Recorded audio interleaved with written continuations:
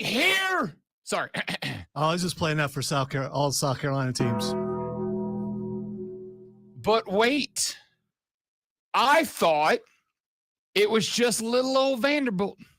Just little old Vanderbilt. They just little old Vanderbilt. We ain't worried about Diego Pavia. Just little old Vanderbilt. And Rob Brown said, hey, you boys better ready. You better be ready-o. Yeah. Just little old Vandy. You can do this, and that's fine. And I probably deserve that. But Lenore Sellers went out in the first half. Buddy. That changes everything. Were they not getting their asses kicked already? No, they were not. What was the score when he went out? What was that offense doing? What was the score when he went out? We are 3 games into the season. What was the score when he went out? Pop quiz. Yeah, I asked you a question. You ain't going to answer that question? No, because that team was not playing good football before he went out. Pop quiz, how many offensive touchdowns has South Carolina scored in 3 weeks? How many offensive touchdowns have they scored on 3 weeks? Not special teams, not defense. How many offensive touchdowns? Don't worry. I know the answer. 4. 4 touchdowns in 3 weeks. 4. Okay. What's your point? Against Virginia Tech, who just lost to Old Dominion this weekend. Powerhouse. Old Dominion. They are, because they came to South Carolina last year, gave them all they wanted. And I was like, hey, that's not great, Bob. Old Dominion just beat Vatech. What the hey, dude? Team you struggled with. Then you went up against SC State. Pal. You needed special teams to bail your ass up out of that one. Pal. And I came into the weekend saying, hey, I know everybody's talking about South Carolina. I get it. I understand it. I'm about to tell you. So you're coming in here, basically laughing at South Carolina. You're just destroying the Gamecocks. First off. Yes. Okay. Yes. All right. Yes. Okay. That was a bleep poor performance in every angle. And here's the thing. Yeah, Lenoris went out. That's fine. That's cool. That's good. I get it. I understand it. That's tough. That's rough. You're not dressed like someone.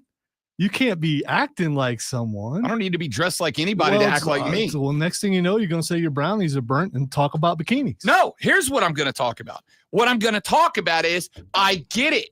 Lenoris went out. That's not why I'm upset. I'm not even upset about the L. Oh, I'm upset that he went out. And the fact that they almost let it go without a targeting call. That was ugly. And also some of the worst officiating I've seen. The officiating was bad the entire weekend, but it was pretty bad in that game. I mean, whenever you're done wallowing in excuses. Oh, I'm not making excuses. Well, I'm giving you reasons. Vanderbilt looked good. They're ranked. Vanderbilt could win. Where are they ranked in the SEC? Number 1, right? At the top. Yeah, they have an SEC win. Vanderbilt's number 1 in the SEC. So you're poo-pooing a loss to the number 1 team in the SEC. See, I'm gonna get there. Here's what I'm doing. Once Lenoris went down, your team rolled over, went belly up, and played like a bunch of cowards. That's where I'm going. Cowards? Yes. Cowards. That team played. Were they taking cheap shots? That team. That's what a coward does. Team played like they didn't They may have lost their will because their leader went down. That happens a lot when so. And is that acceptable? So much. Is that acceptable? I just want to say that doesn't make them cowards. Is that acceptable? No, it shouldn't happen. Somebody else should step up. And what do we call it when there is a need for somebody to step up and figure it out and no one does? It's not a good word to use for that. Okay, cool. I'll be the bad guy. Heel turn, segment 1. I'll be the bad guy. When he goes down and that team cannot find a guy, I respect the effort from Luke Doty, but I got my dude out of here throwing 40-yarders into quadruple coverage. I get you respect, but you should expect what you've been saying all year long is that the Gamecocks go as Lenoris Sellers goes, and let's hope he doesn't get hurt. You've already been saying that, and now you're being proven right that the team can't seem to win without him. And here's the thing. When your leader, someone, again, this is your guy, when he goes down, your spirits are going to drop some. Yeah, it's going to cause you to not play as well. Go belly up, don't fight. But cowardice it was not. Okay, so listen, if you want to take offense to the word, that's fine. That's what I am taking offense That's fine. My point's still correct. You can call it a different word if you want to call it. Call it a different word. That team. That's very hot take-ish. calling it cowardice. All right, that's my take. Okay. As an anti-hot take guy, that's my take. Well, now so maybe things are turning. Maybe we're now hot take radio. No, we're not. I can handle it if we are. If there is a need for somebody, anybody to step up and fill the void, I don't, as I've said a million times about a million teams in a million games, I don't take exception to a loss to a good team. And I think that I may have been the only dude, I'm not going to say in the area, but I'm going to say I feel relatively comfortable I am.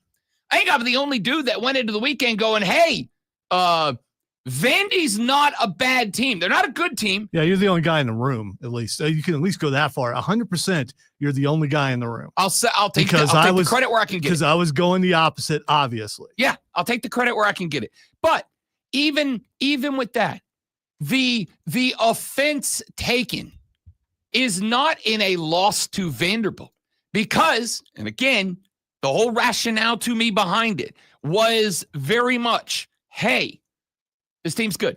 And not only is this team good, but this team is good, and they want to come into this game, go into your stadium, which everybody has been saying, yo, Willie B's different. That's a different kind of vibe, man. That's like a different spot. Everybody has been talking this offseason about how Willie B is special, about how Willie B is different. And it is. I've been there. I've done it. It 1,000% is.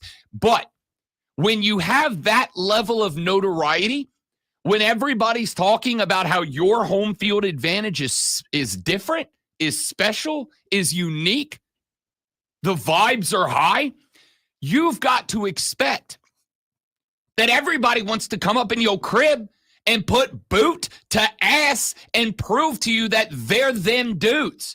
And that is exactly the type of that dude that Diego Pavia is. Those types of games are the bread and butter. Those Alabama games, those Auburn games, those A&M games, those are the games where he goes, look, we're not going to get a lot of love from most people because most people are going to go, oh, that's just little old Vanderbilt. The same old whipping boys they've always been. They take offense to that. And Clark Lee, as I have been shouting from the mountaintops for north of a year now, he's that motivator. He's that dude that can take that and can get it injected into the veins of the Vanderbilt Commodore football team, and they ride that high off of it. So I spent last week saying, hey, South Carolina, if you come into this all lackadaisical-like, if you come into this with that mentality of, all right, SEC game, easy win over the doors. If you come in with that mentality, somebody about to get their ass kicked. Somebody about to get their wig split. I said, you better, Lenore Sellers goes down. Trust me, as the dude with the offseason take all year of, look, I think this team's good. But in terms of any opportunity to make it to the postseason, as goes Lenoris, goes the Cox. Watch it. Book it. He goes down. I understand it. You were not in it wasn't like he went down and you're down 24-3. He went down, you're in a ball game. Okay, and I get that. You made it sound like that they were being destroyed. No. Yeah, that's what. No. Dude, I mean, go back and listen to the. I don't need to. I know what I'm saying. Oh, okay. I'm me saying it. Okay. All Here's right. what I'm saying. What I'm saying is what I did not expect. The unexpected part of this wasn't a loss to Vanderbilt. The unexpected part is when Lenoris Sellers went down. When Lenoris Sellers got hurt, this team looked SAWFT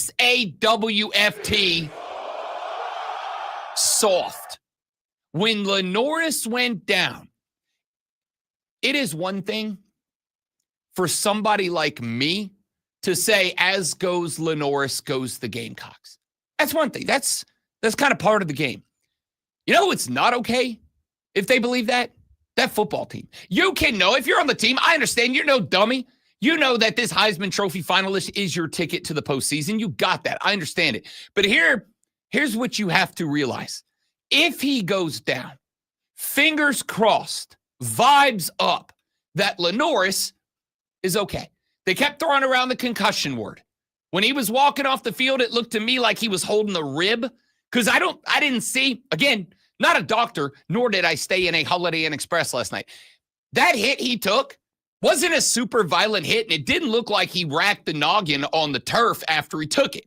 I think his head was sideways, so when it hit, maybe it was probably hit his temple. I don't know. That was my guess. It looked to me like when he was coming off the field, he was holding the ribs, right? Like he was grabbing that flak jacket. It looked to me like he didn't know where he was. Maybe so. I don't know. And there's no need for us to speculate about what the injury is until South Carolina says it was ribs, it was a concussion, it was something else. I don't know. I don't care.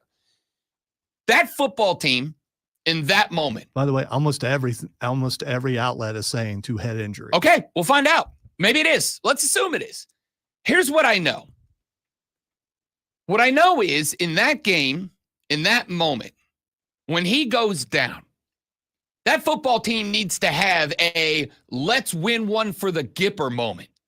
Let's go get this one for our guy. Let's go get this one for our dog. Let's go win this for Lenoris so that hopefully, fingers crossed, he can go get some R&R, rest up, be ready to roll next week. Because now that game on the road at Mizzou this weekend, every game for the next 3, every game of the next 3, 2, because I said the first 5. The next 2 games are now must-win games. It's not a loss in the next 2 games. As far as making the playoffs goes, your season's done. You lose either in the next 2 games. As far as making the playoffs go, you're done. Honestly, I'm going to stick with what I said preseason, that anything less than 5-0 in the first 5, and you're not going to the playoffs. I think South Carolina got eliminated from the playoffs this weekend, but a lot of football left. Maybe there's some sort of rally and recover. However, in that moment, when Lenoris goes down, he gets help to the sidelines. Out comes Shano. The reports are at halftime, he's done. He's not returning to this football game. What I want to see out of a team that is trying to convince me and everyone else that they have elevated to the next level of college football, that they're not little old South Carolina anymore, that they are now a force that is on an upward trajectory. I need to see a team that comes out and bashes skulls. I need to see a team that comes out and goes belt to ass to prove that that's who they are. And instead, what I got was a team that sent my Gamecock-loving wife to bed earlier because she was like, they're not trying. Like, they just don't look like they have it, whatever it is. They don't look like they have any heart. They don't look like they have any gas. Those are my words, not hers. She got up as we were watching this game. She's like, hey, I'm gonna go down and watch Law and Order SVU. And I was like, why? You're like it's a ball game. And she's like, it doesn't even look like they're trying. And that was the same takeaway I had in that moment. I didn't say that to her because I didn't want to ruin her night. But that was the takeaway I had. This team looked like when Lenoris went down, they went with him. Like when he got help back to the locker room, you might as well have helped all the other dudes back to the locker room with him. That team had zero hustle, heart, whatever at the end of that game after Lenoris Sellers went down. And if that's who you are, if you are a team that is built into the mentality, if you were a team that is bought into the mentality that if Lenoris goes away, there's no point anymore, then you are not a team that is elevated to the next level. And that's unfortunately what I saw. A loss to Vanderbilt, fine. That's a good football team. They got a good quarterback. They've got a coach that was last year's SEC Coach of the Year. And honestly, he might be this year's SEC Coach of the Year. They got a dude that showed up at poor little old Vanderbilt and has turned them into a team that you better take as a legitimate threat, whoever you are. And as soon as Lenoris went down, it was like that team just quit, man. I got bad play calling out of Shula. I got a defense that disappeared. You know Diego Pavia is that team. Like, you know he's that team. What is everybody that's playing South Carolina doing? Get to the QB. Added pressure, different looks, different blitzes. We gotta disrupt Lenora Sellers or we're losing this game. And first off, it feels to me like the play calling doesn't account for that at all, but we'll put that to the side and circle back around to that later on. You know that Diego Pavia is going to gut that team to a win or they're going to lose. And I'm watching this kid run around in the third and fourth quarter, and what? Like what? What are we doing? I'm sitting sunk down in the couch like, we're mid-third quarter. I'm like, this game's over. Because this dude is just out-hearting your defense. He's out gutting and he's out hustling your defense. I don't know what you want me to say about it. South Carolina fans, welcome to it. If you want me to come in here and pat you on the back and tell you, hey, it's okay. You know, Lenoris went down. What do you expect? Lenoris went down. It happens. Good try, good effort, whatever. I can do that. No, I can't. I can't do that. I don't have that in me. What I can tell you is that team had a different attitude after Lenoris went down.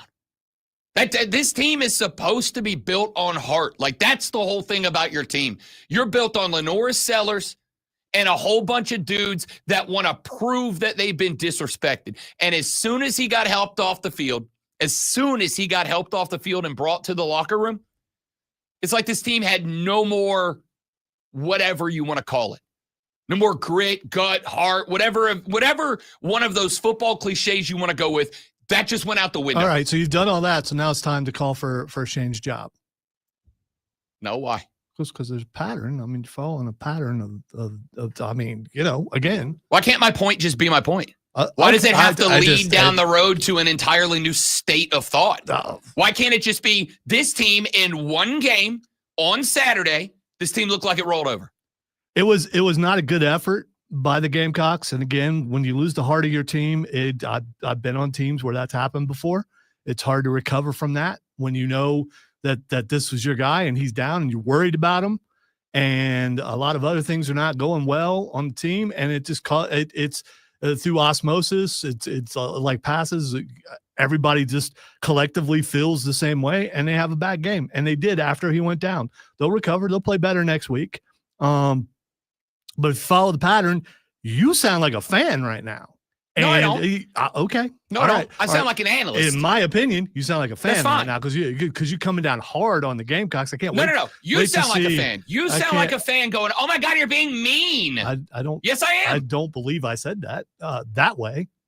Well, I also didn't say anything about Shane Beamer being fired, but you threw that on me. I think I should start talking in the voices that you say that I sound like. No, I mean, following the progression of everything you've said, and if somebody else is talking about the Gamecocks this way, the next thing they will say is, okay, Gamecock fans, is it time for Shane Beamer to go? Okay, well, because obviously you see the state of the team right now. They built the team around one person. That person went down. The rest of the team is horrible.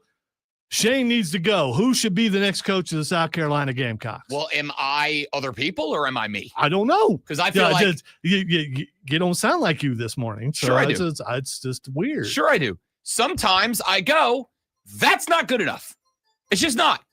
If you're a South Carolina fan, here you go. This is how you talk about the Saints. This is exactly how you talk about the Saints. So it sounds like fandom. Okay. Whatever you want to call it, have at. Here's what I'm going to tell you.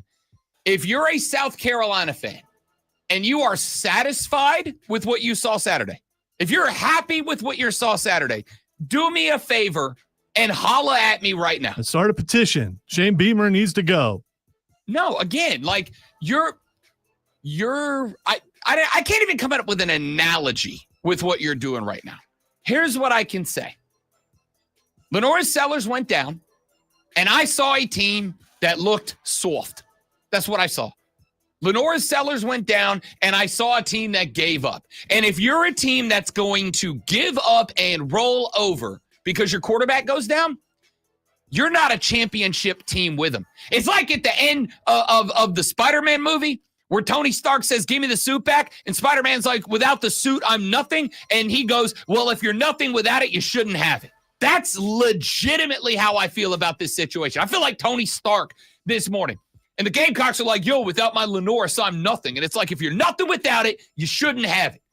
That's a great reference, and I'm proud of me. Ladies and gentlemen, we got 4 hours of this crap. You ready? Buckle up. Strap in. Let's. Oh, yeah, no, Zach. We're going to get to Clemson, too. Do you think they're off the hook? We'll see if it's the same fervor. The difference is I called that shot. The difference is I called that shot back in July. You did. I called that shot back in July, and I got laughed at. The Pipers come to collect, baby. We about to have a day. The Rob Brown Show's on your radio. Let's go. It's the Fan Upstate.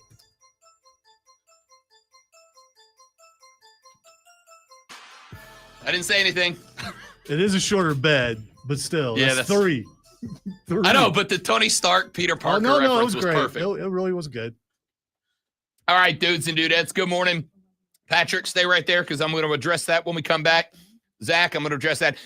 The wife leaves Wednesday morning to go to the Hamptons. So I think Wednesday afternoon, I'm going to give it a shot. I'll say last week you said Friday. So you're moving. Oh, well, because I thought she was leaving Thursday, okay. Which means I'm going to shave after the show Thursday, being clean shaven. If you notice, he's on his way because I trimmed way down. He trimmed way down. Last week. Yes. I trimmed way down. Yes. You know why? This is true. This is true. And then I got to go take my pills.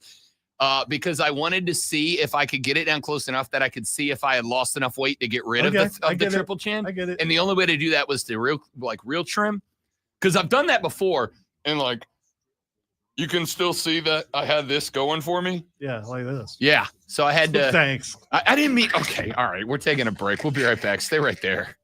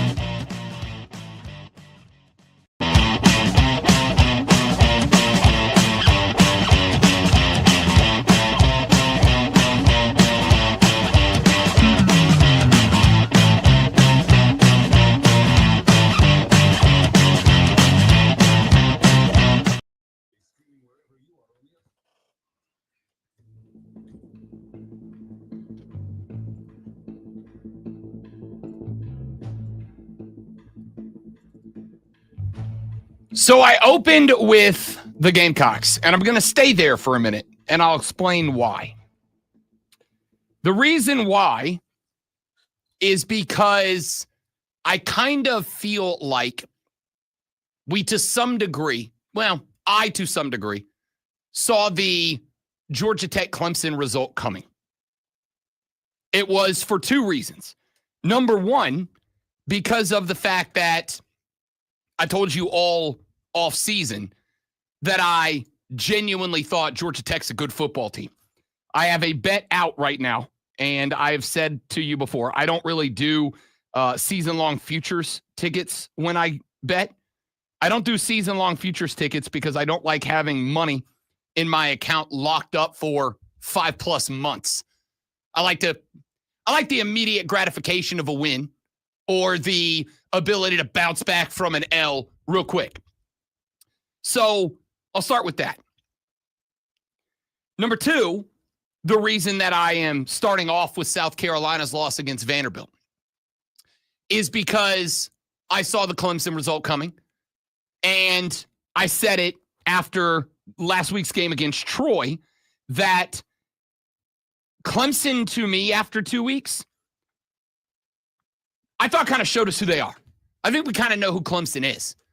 I did not really think that we were anywhere close to seeing what's out. And for the record, I still don't think we're anywhere close to seeing who or what South Carolina is in the long term. I think we will learn that this Saturday against Mizzou, especially depending on the health and reliability and availability of Lenora Sellers. We'll circle back around to that. The third reason is because the one thing I did not think that I would be questioning today, even if you lost to Vanderbilt, because again, I said both of these teams were on upset alert this weekend. And I got a little pushback to that. I'm not shocked that Vanderbilt won that game. And I got news for you. Vanderbilt's going to beat somebody else that's good in the SEC this year. Like they got another big win like that in them somewhere down the line. I'm a big Diego Pavia guy. I'm a big Clark Lee guy. I can't wait for the videos to drop on social today of whatever it is Clark Lee said in the pregame, at halftime, and in the postgame. There were a bunch of videos going around on Friday and Saturday of Vanderbilt. There was a huddle at the end of one of their practices last week where one of the dudes was out there leading the huddle, and they were like, yo, South Carolina on 3. Like, that was their huddle break. And somebody goes, yo, why South Carolina? And one of their players said, because they're in the way of the mission. And, like, ordinarily, if somebody said, yo, South Carolina on 3, I'd be like, yeah, a little disrespectful. But when homeboy dropped the bar because they're in the way of the mission, I was like, yup, this is why I said last week, y'all better be right, or Vandy will get you. And then there was another cat, one of their offensive linemen, who was asked about the defensive line. It's like, yo, they got a good defensive line, right? Like, how do you feel about this squad across the DL? And he goes, yeah, I know they're whatever. And he was specifically being asked about, I don't remember which one of them it was, but about one of the defensive linemen who had been on a tear. And he's like, yeah, I know they're whatever. He's whatever. They're whatever. Oh, it's Dylan Stewart. That's who they were getting asked about. Like, yo, how do you feel about this cat? He's like, yeah, I know he's whatever. And a lot of South Carolina fans took exception to that. And I'm like, guys, I don't think you understand. That's not saying it because they're talking smack. That's saying it because they believe it. Well, we're about to find out about, well, not in the next 2 weeks. They play Georgia State, then they play Utah State, then they play ranked teams the rest of the way except for Kentucky. Yeah. So but it's the SEC, so there are a ton of ranked teams, and all the teams that they're playing are not ranked really high except for LSU, and I guess Alabama at 14. I'm gonna keep it a buck. I'm not super high on LSU despite the win. You got 5 turnovers. You got 5 picks off DJ Lagway, and you won by 10. You got 5 intercept, 5. So the formula that you said for South Carolina would apply for Vanderbilt also. Yeah. I for the record, On paper, South Carolina's a more talented team than Vanderbilt. You know what the difference is right now, this morning, Monday, September 15th, you know what the difference is right now? Vandy's got a bunch of grit and heart, and South Carolina rolled over and went belly up. That's the difference right now. I'm not saying that can't change. I'm not saying that will be the case week in and week out. I am saying that's what happened on Saturday. That's how that game played out. Lenoris went down, and that team went belly up. That's what happened. We can talk about play calling. In fact, Patrick is in our live stream chat right now.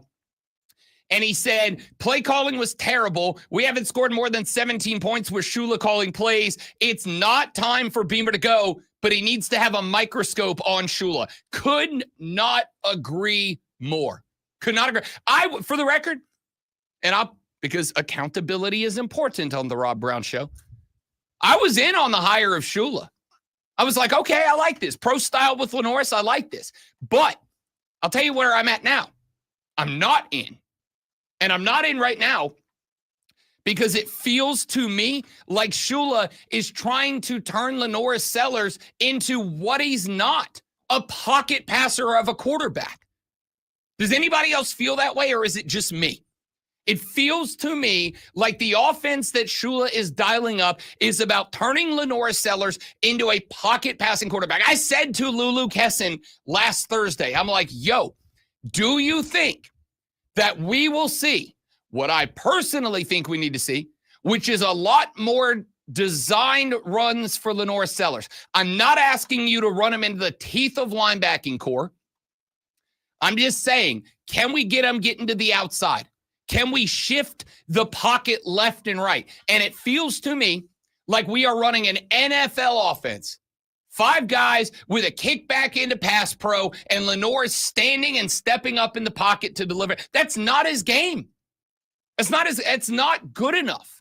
And yet, here we go into the Vanderbilt game when you are you can outclass them on defense. You can outclass them. And it was like we're running just a traditional pocket set passing offense. The reason I bring it up is because there was one thing about this football team I didn't think I was going to question this year. I figured there would be a couple of games where I might question Lenoris Sellers. I figured there would be a few games where I would question the wide receivers. There would absolutely be games I would question the running backs. There would be games where I questioned the defensive backs. A lot of talent you had to replace back there. There would be games where I had to question the linebackers. Hell, there might be a game or two I question the pass rush because the SEC's got some quarterbacks in it. The one thing about this football team I did not think I was going to question was that they'd ever roll over. Was that I'd question the heart. I didn't think I would do that. And I was questioning the heart of this team 3/4 of the way through the third quarter. I'm like, this team give up? Like, can we just go ahead and blow the whistle and go home? But there's other football games on. I can move on over and watch those if you guys don't care. And that's how it felt. It did have the smell of a Will Muschamp game. Sure did. That's a great call. That's a great call. After Lenoris went down, I still think if Lenoris was in there, they would have put forth more effort and would have had a better shot at winning the game. But that's the problem. Nothing against Luke Doty either. I mean, no, yeah. But Luke Doty's a 12th year senior. Like, I'm going to say this respect. I got a lot of respect for Luke Doty. Right? Like, he is the ideal model of what all of you hangers on have said you are wanting in college football. I want a guy loyal to the program and sticks around and all that. Sure, making that sound negative. Because it is. But let me say this. Loyalty is not negativity. No. Maybe he the realizes. hangers on. Okay. The hangers on I'm negative about. Not loyalty. You want to be loyal? I got a lot of respect for that. Let me say this with all due respect to Luke Doty. There's a reason he's a 6-year guy. Like, there's a reason. It's because he's not going to the NFL. He's not going to the CFL. He's a great human being. He's just not a great ball player. But that's the spot where you go, Luke, we're going to pick you up. We are going to do everything in our power to make it easy for you. And you didn't do that. That's the one thing I didn't think I was going to question was the heart of this team, and that's all I could do Saturday after that game. All right, let's take a break. We'll come back. We got some South Carolina talk in. We'll talk some Clemson. We got to get to the NFL. Busy football weekend. We are breaking it all down this morning on the Rob Brown Show and the Fan Upstate.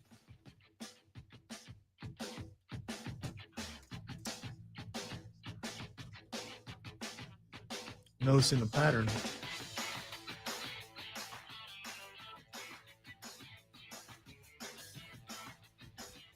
Pattern like a Fibonacci sequence? A pattern of stuff I'm saying. A pattern of having to go 2 beds? Oh, short beds. No, that bed's 2 minutes long.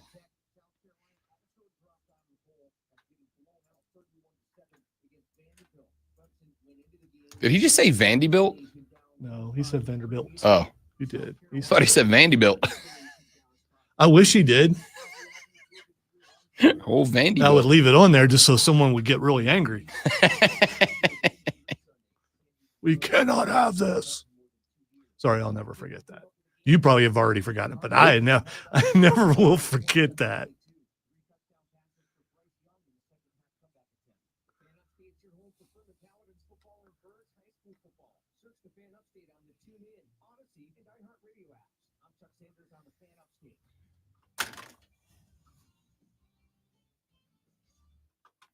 Attaboy, Brian. Good picks.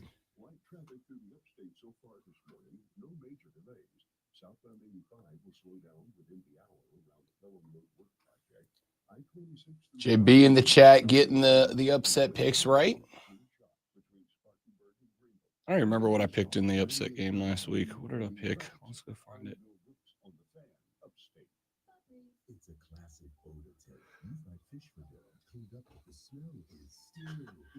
I picked Tennessee over Georgia. That Tennessee kicker, I have to imagine, has packed up and moved to Hawaii.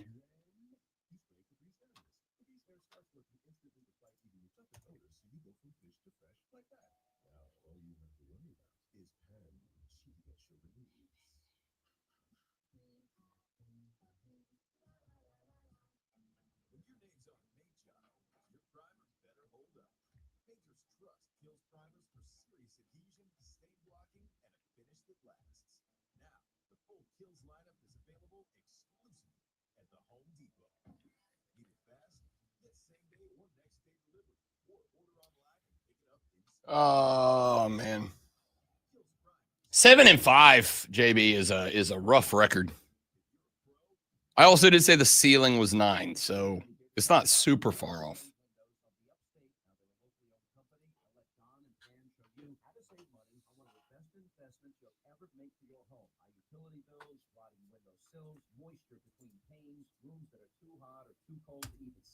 All signs that you need new windows, so make sure to get yours from American Made Windows of the Upstate. You can find them online at AmericanMadeWindowsUpstate.com. That's AmericanMadeWindowsUpstate.com. The best windows are American made. Twin Peaks is the best in the game. Here, it's bigger game days and bolder fight nights. I mean, where else can you find a scratch kitchen that always comes in clutch every day from lunch to late night? Only at Twin Peaks, the #1 sports bar. Traffic this hour is sponsored by Moderna.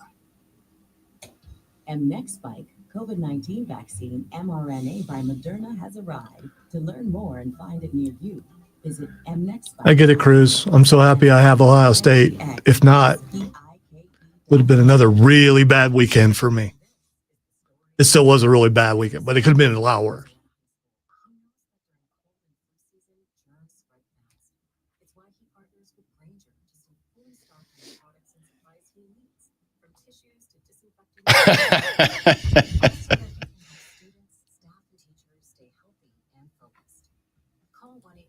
Oh, I know what I needed to listen to. Well, you only got 45 seconds. So whatever. I can listen to it at the break.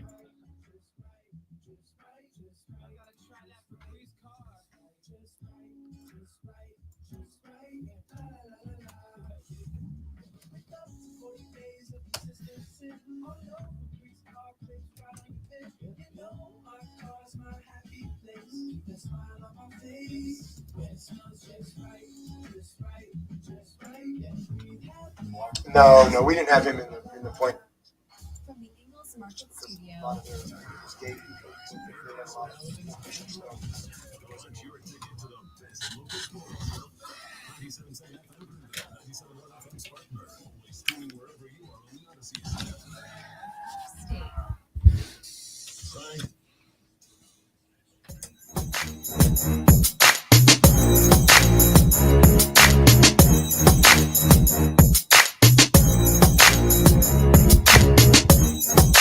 Texture said, I'm a Gamecock fan. It was very disheartening to see their lack of play Saturday, especially after Lenoris got hurt. Is it the end of the world? No.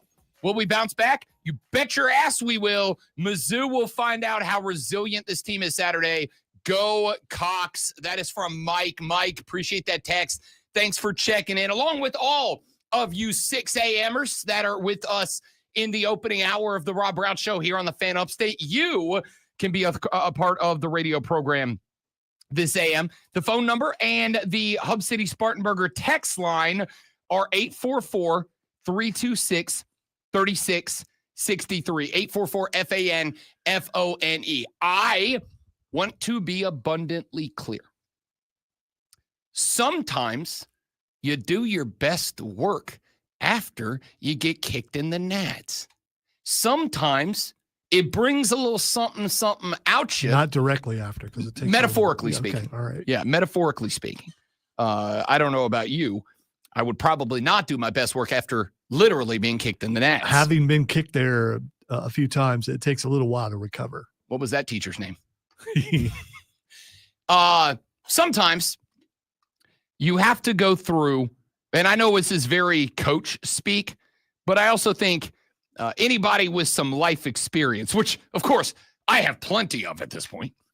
Anybody who has some life experience knows sometimes you just got to get gut checked. Sometimes, You're 47. What are you going to do? Sometimes you just got to get punched in the mouth to figure out exactly who you are and exactly how you're going to respond. This is why I always make fun of the cosplay dorks. Because, like, you're talking so much smack about how much of a Billy Badass you are. I don't pretend like I would know how I would react in a fight because I've never been in a fight. I'm trying to figure out what this has to do with cosplay. Like the dorks that walk around downtown in their bulletproof vest and big old rifles hanging out, and I'm like, all right, Billy Badass, like, relax. All right, you don't know what you're gonna do. I haven't been downtown in a while. I wasn't aware that it had gone militant. No, it hasn't. A couple of dorks have. All right. And I see that, and I'm like, you have, like, stop. Just stop. All right. It is, sometimes you just got to get into a fight to figure out what you're going to do when you get into a fight. And I'm South Carolina fans. If you came into this year with expectations of, I won't say being in, I'll say getting into fighting your way into a playoff spot. As far as I am concerned, your back is now against the wall.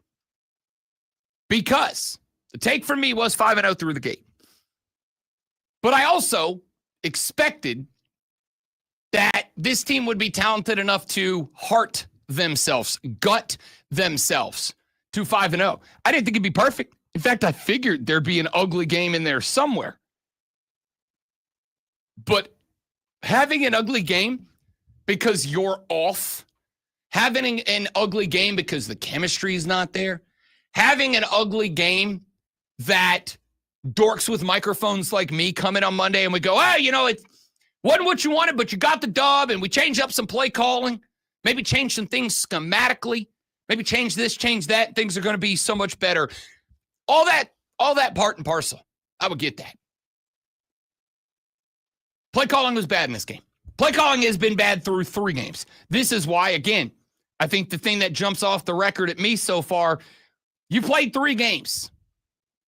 One of them was against an ACC team that lost, didn't lose to Old Dominion, got it handed to them by Old Dominion this weekend.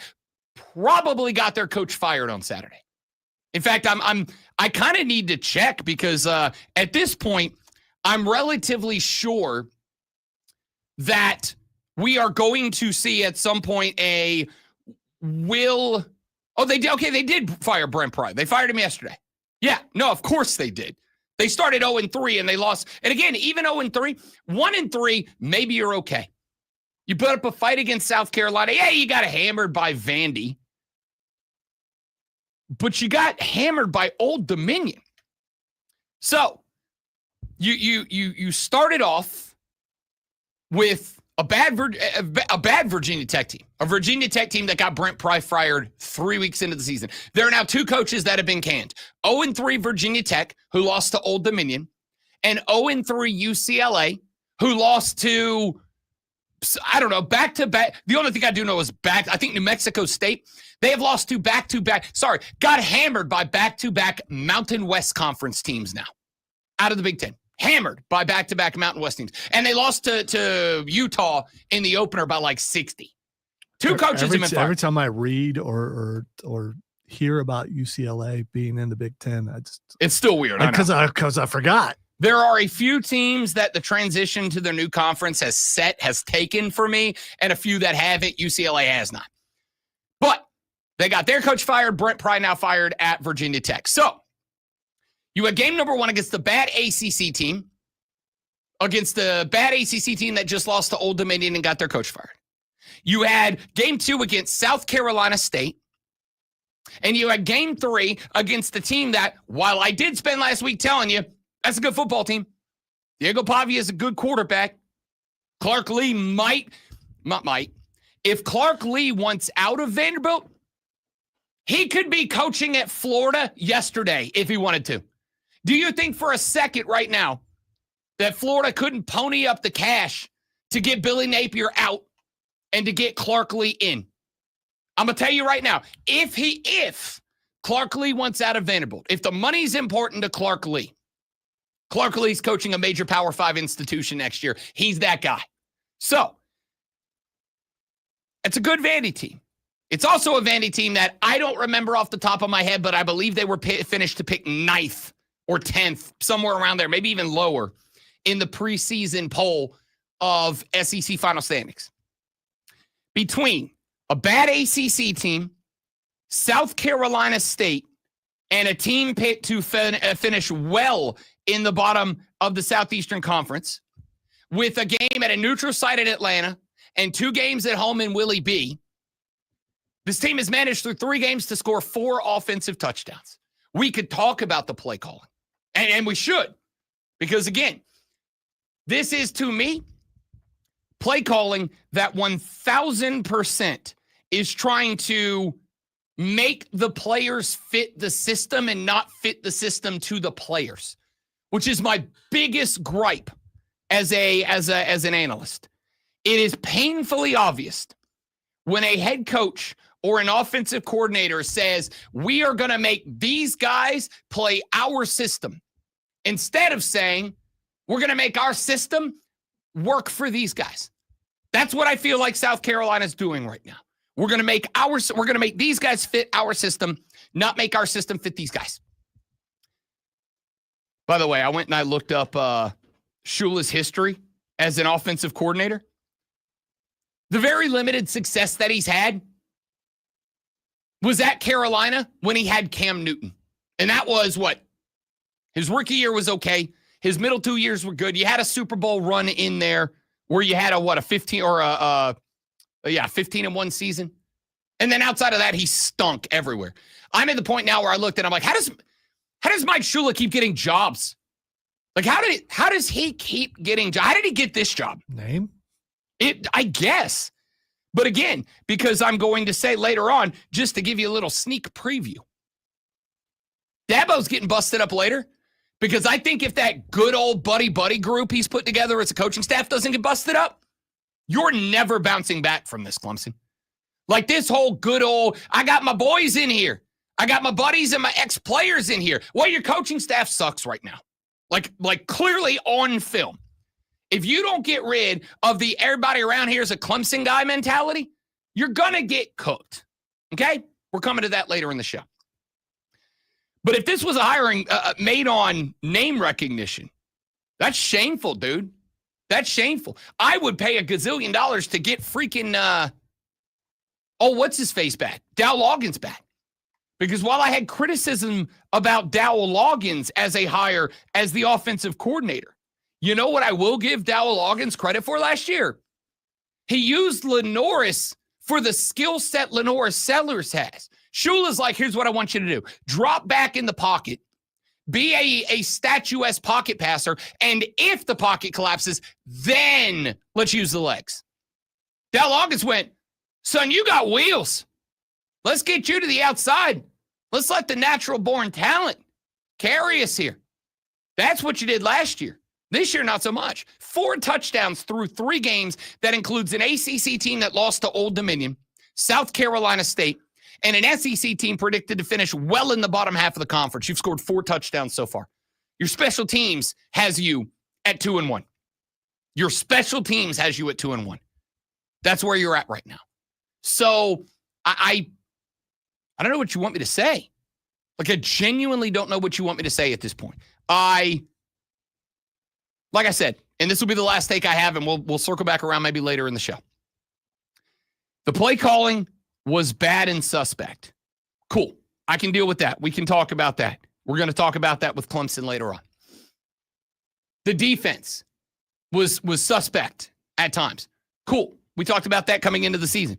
We knew that the offense was going to have to go out and put up, 35, 36, 37 points on average per game, because as much talent, and this is a credit to what you put together last year, as much talent as this football team lost to the NFL last year on defense, when we all have to, I think at this point, hindsight being 2020, I think we all kind of have to acknowledge now, the defense carried your team. Like, Lenoris was great, but the defense carried your team last year.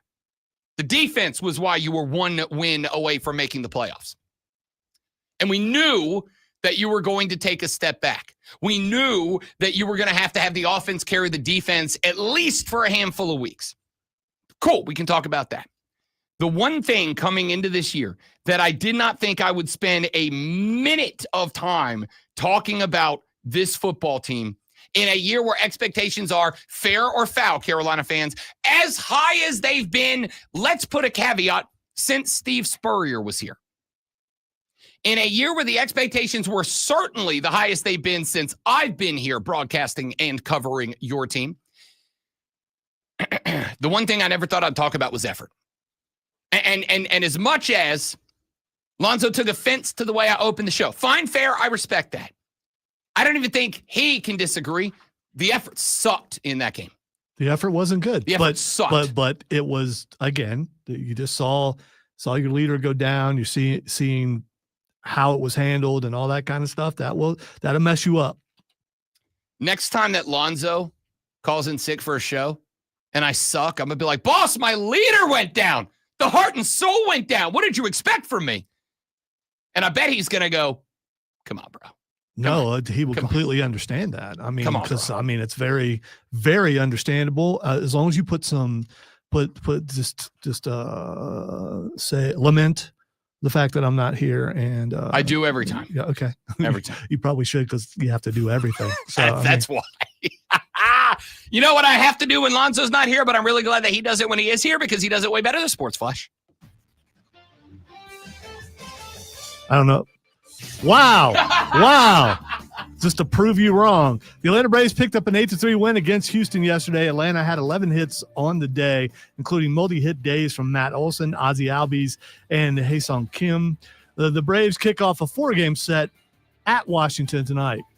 Carolina Panthers are now 0-2 as they fell to the Arizona Cardinals yesterday, 27-22. Bryce Young threw for 328 yards and 3 touchdowns with 1 interception, but Carolina had just 49 yards rushing on 19 total carries. Kyler Murray had 220 yards, a touchdown, and a pick. The Atlanta Falcons kept the Vikings out of the end zone in a 22-6 win last night. Bijan Robinson carried the team, racking up 143 yards on 22 carries. Atlanta picked off Vikings quarterback JJ McCarthy twice and helped Minnesota to just 78 yards rushing.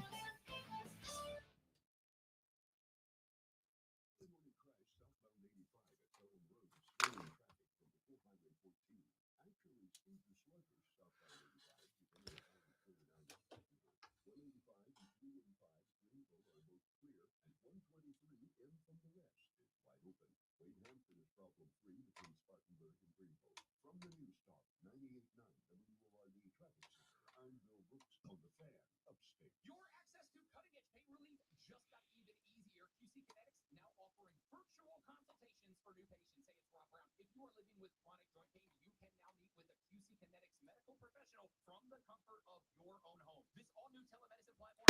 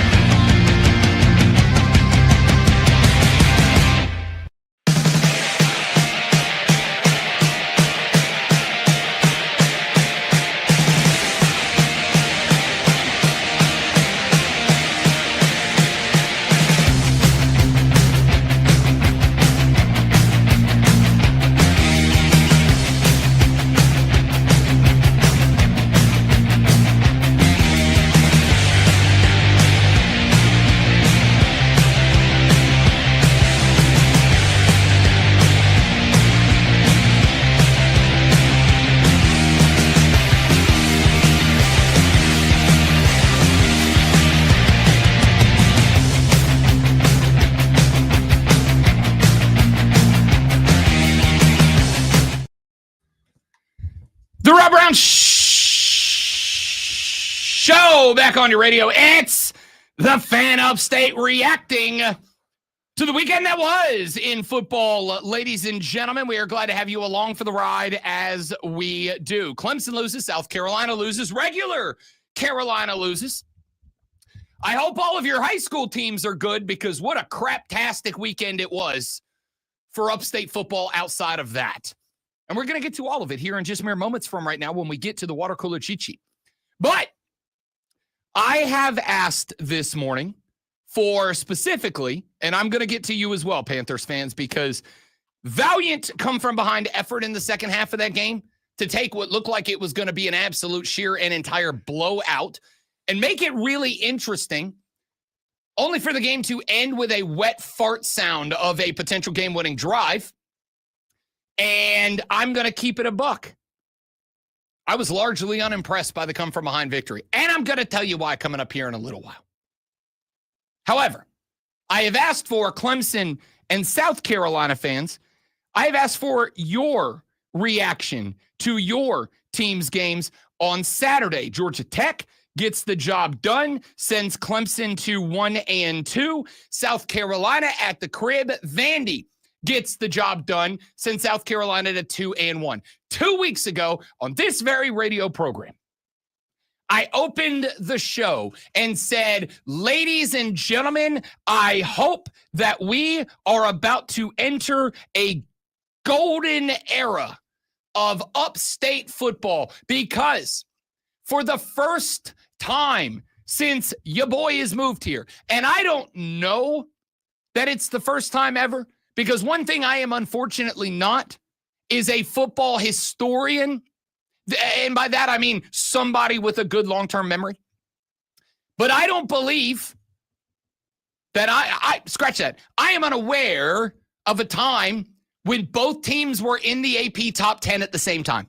I'm not saying it's never happened. I just don't know if it has. Oh, it's definitely happened, yes. At least it hasn't in my recent memory. Spurrier days, but it's a long time ago. So it's been a long time, certainly before I got here. So with that being said, I said I hope we're about to enter a golden era of football. That was 2 weeks ago. We wake up this morning, neither team's ranked at all. And we're going to get to that. Nor should they be. Nor should they be. We're going to get to that here in just a minute, because it's 7:03 in the morning, and at 7:03 in the morning, we take just a few minutes to tell you about what it is that you're going to be talking about when you get to work. We got a Monday Night Football game tonight.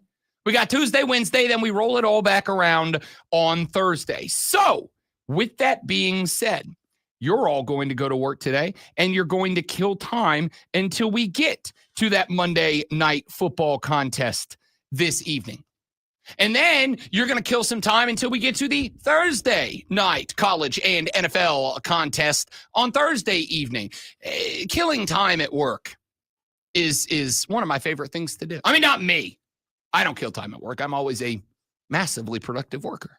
But you, I get it. I understand it. And if you're going to talk about sports at work in order to kill some time, you've got to know what's going on in the world of sports. And if you've got to know what's going on in the world of sports, worry not. My dear friends, Lonzo and I are here for you at the beginning of every 7 o'clock hour when we do this. Are you ready for the playbook of the peculiar, the almanac of the absurd, and the encyclopedia of the extraordinary? Well, you better be, because we're diving headfirst into the 3 top stories that will have your coworkers say, "That doesn't work for me, brother."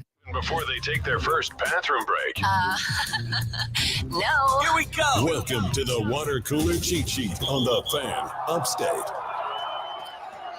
It is indeed the water cooler cheat sheet, the top 3 sports stories that you need to know before you get to the office and start talking sports with your coworkers, your manager, your boss, whoever it is that you spend time talking with. Well, this is what you're going to be talking about. Let us dive right in with item number 1.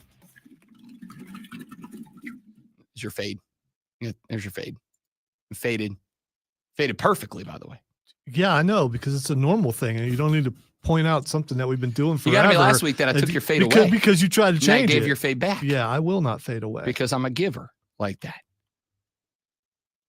Item number 1, let's go to the landscape of the National Football League. We had a couple of games go down that were of some level of influence and importance yesterday. We will start with the one that at least we in this area track. 27-22, the Arizona Cardinals knock off the Carolina Panthers yesterday. Bryce Young with a 3-touchdown day, 3 and a pick to go along with 35 of 55 for 328 yards. The issue for the Carolina Panthers was that they couldn't run the damn ball at all. Chuba Hubbard, 10 carries, 38 yards. No one else had more than 9. The team ran, however, and this is the thing that I find interesting, just 19 times on the day for a grand total of 49 team rushing yards. That is an average, if you're not fast at math like me, of 2.6 yards per carry for the Carolina Panthers. A come-from-behind victory. The team was down 20-3 at the half. It looked like this was going to be a drumming, but Carolina pawed back into this thing. They scored 13 points in the fourth quarter without giving up any, and they gave themselves an opportunity to have a late game-winning drive, except for the only yardage that they gained on that drive was pretty much like multiple penalties called against the Arizona Cardinals. To be a complete and total bummer, and somebody who, by the way, I would like to remind you before I have this take, that I selected the Carolina Panthers to win the NFC South this year. I read, this was not blowing smoke. Oh, no. I selected them on nationally syndicated radio programs to win the NFC South. I put myself out there with the potential to look like a fool, and boy, howdy, kind of, maybe, sort of do I. It is 2 games, a lot of football left, but like not a lot of football left, right? So I was unimpressed by this come-from-behind effort from the Panthers. Why was I unimpressed? Because Arizona just played like 2.5 quarters of prevent defense football. Like, go watch the tape. In the third quarter and in the early fourth quarter, Arizona was bringing forward. They're like, hey, if you want to dink and dunk for 3, 4, 5, 6 yards of pass up and down the field, fine. Burn all the clock you want to. And then on the final 2 drives for the Panthers, Arizona started bringing guys again. They started playing defense like they did in the first half when the Panthers found 3 total points. And the offense went right back to looking inept. I'm unimpressed. I as a guy who needs Carolina to look good so that I can not look like a moron on some of these shows that I guest on, this team was largely uninspiring in a road loss at Arizona. We're going to come back around to that one later on in the show, but a couple of other scores and news and notes and stuff and whatnot that was important. The Jags lose at Cincinnati 31-27. Trevor Lawrence 24-42, 271 and 3 touchdowns in that game. That's not the story. The story is Joey Burrow knocked out in the third quarter of this game, and it looks like he has our first case of death toe. It's not good. It's not good. And would you consider, I know it's not a good thing to say, that Joe Burrow is injury prone? I would say Joey Burrow is, get that guy out from behind that offensive line prone. So he's injury prone. I mean, how many seasons has he completed now? I get the offensive line is a problem. And I get the Cincinnati doesn't get the offensive line is the problem. Clearly not. So you know what this is if like? If you're injury prone, but it's not your fault, then you're not injury prone. This is like if somebody, and again, this would be a dumb thing to do. I'm not saying that Joey B going behind this offensive line is the same thing as this, but that would be like if a guy like walked across Woodruff Road and got hit by a car, went to the hospital, came back, got healthy, and then the day he got healthy, he walked across Woodruff Road and he got hit by a car. And then you took him out and you had him healthy, and then he walked across Woodruff Road and get hit by a car. You wouldn't go, that guy's injury prone. You'd go, maybe stop letting the guy walk in front of cars. Yes, if you get hit by a car, you're going to get injured. That's Joey Burrow right now. I just want to say that's probably the best analogy that you've ever had. Yeah, I kind of stuck the landing on that one. That was a good job. Kind of stuck the landing on that one. And last night, the Atlanta Falcons with a 22-6 victory on the road over Minnesota. They get it done.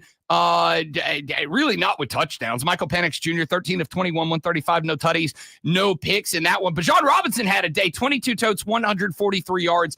Tyler Algier had the only touchdown. He rushed 16 times for 76 yards. I ordinarily would not make a statement of such certainty after 2 games. Guys, I don't think JJ McCarthy's a good quarterback.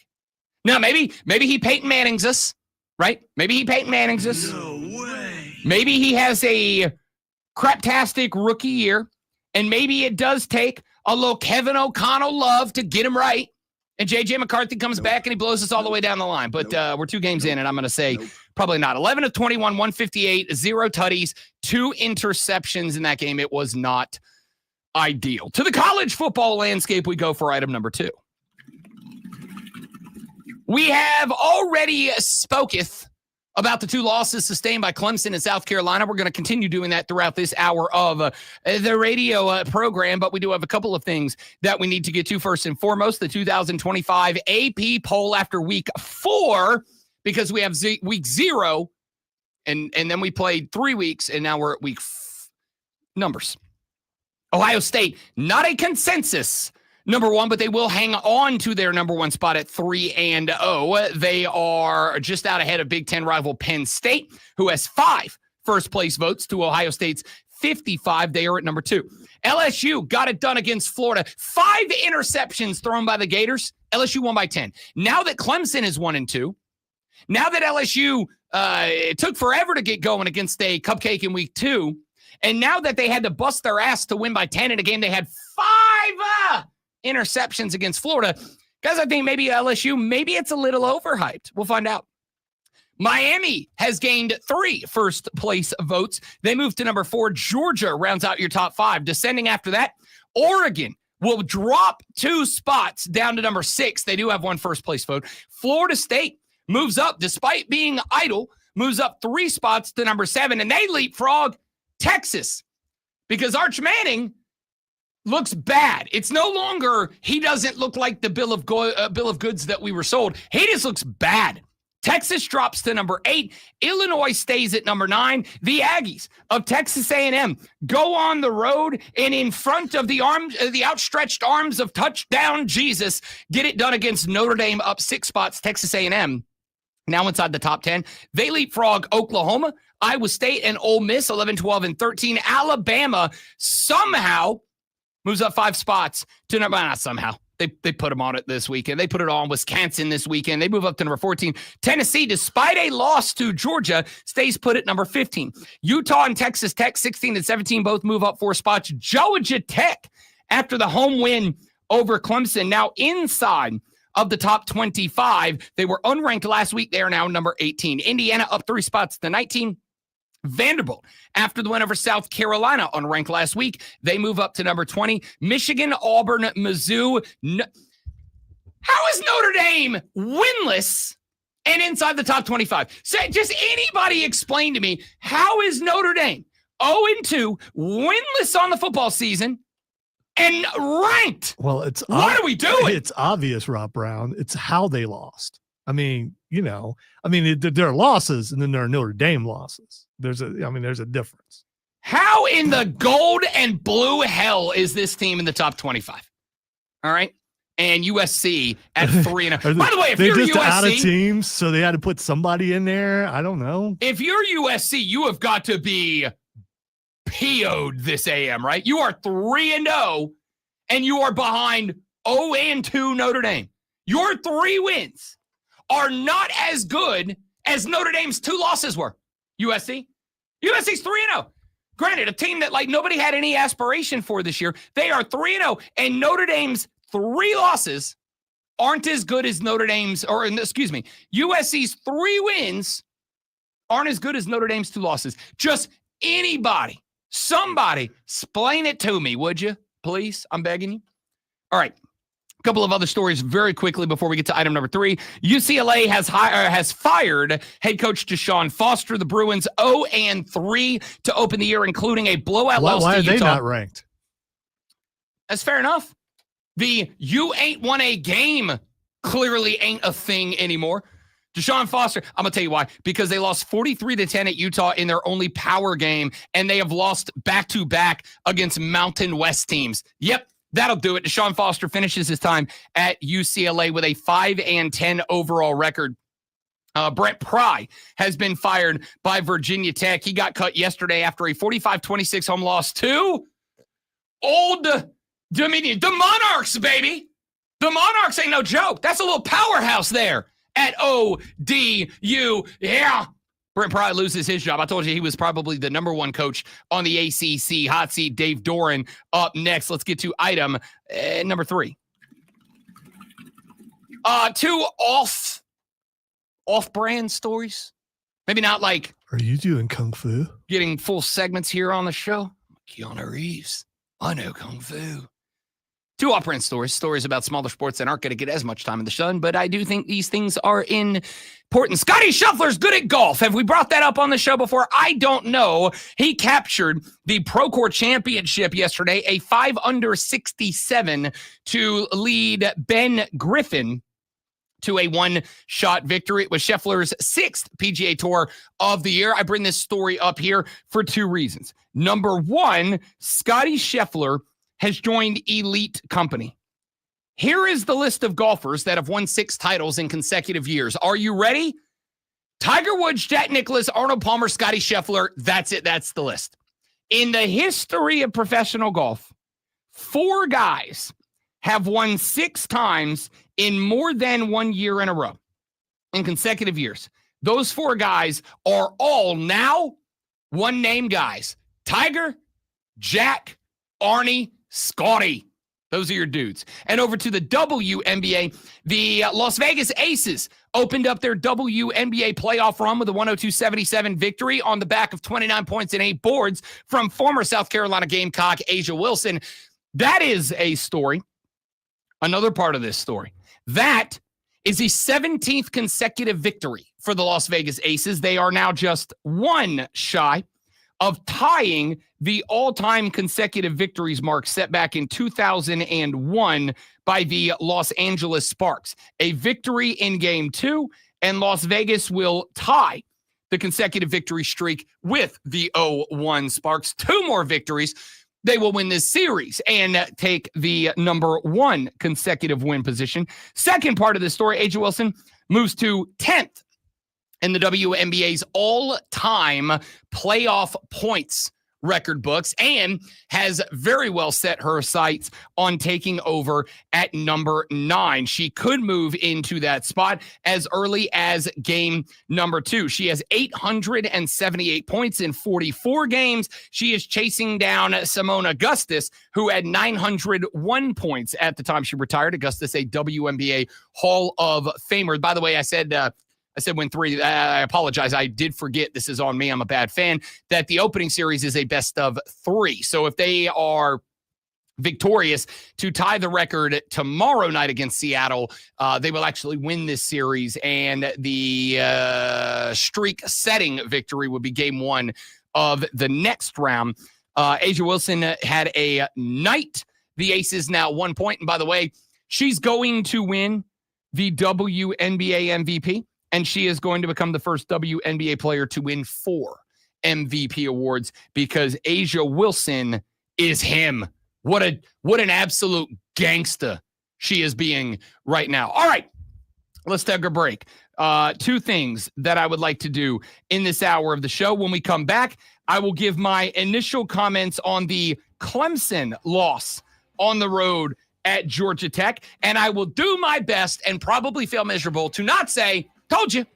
We'll get to that coming up in the next segment. And then to wrap up this hour, we're going to play a little game called Pause or Panic. I've put together a list of teams. We are going to take a look at these teams. And in just a couple of minutes for each, we are going to say, do we need to pause? Take a breath. Relax. Woosah. This team's going to be okay. Or do we need to flip over the plastic cover and slam the little red panic button about these squads in both college and the NFL? We'll do that to wrap up the hour. All of that coming up on The Rob Brown Show and the Fan Upstate. My world. All right, guys, quick live coming right back. Stay right there for me, please. And thank you.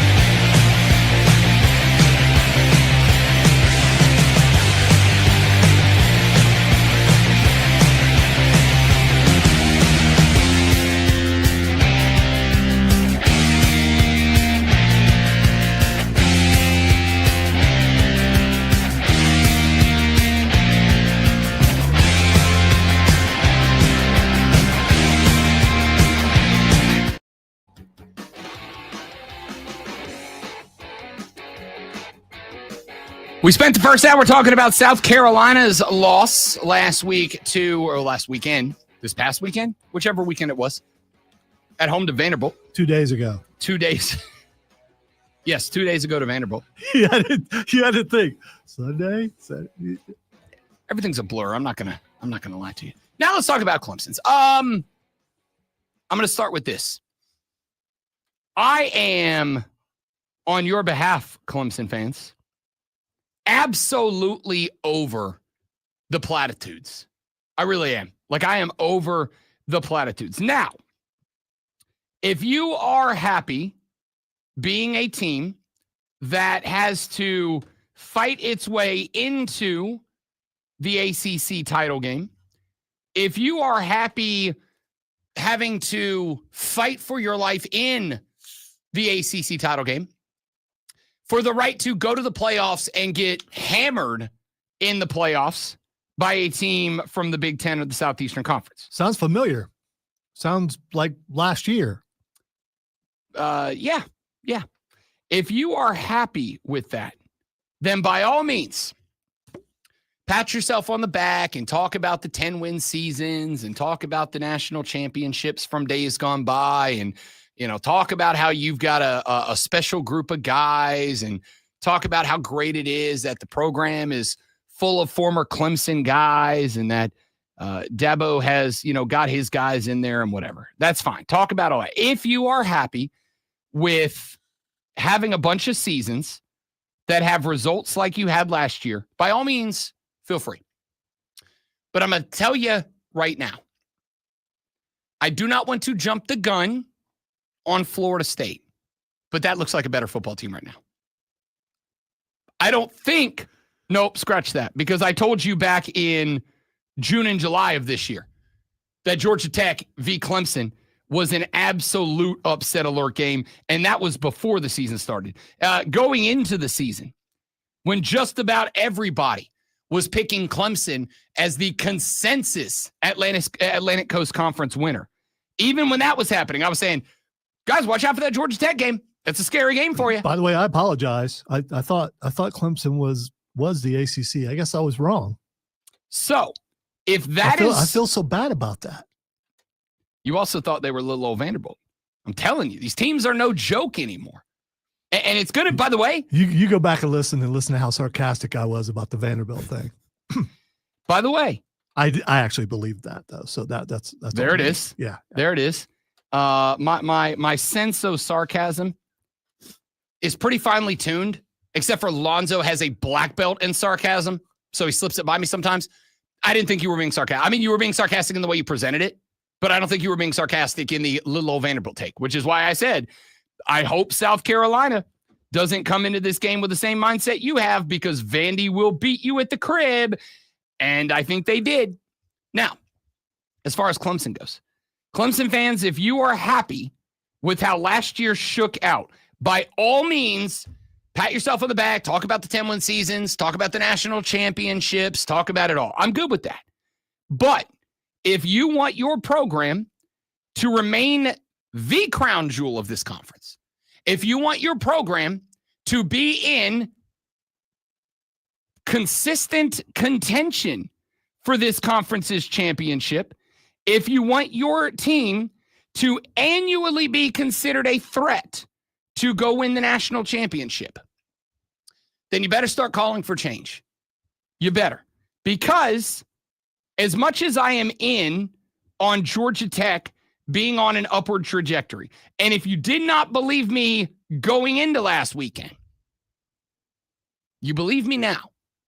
I'm not saying I'm right about everything, but I'm right about a lot. And that was one of those things. This one, less than South Carolina.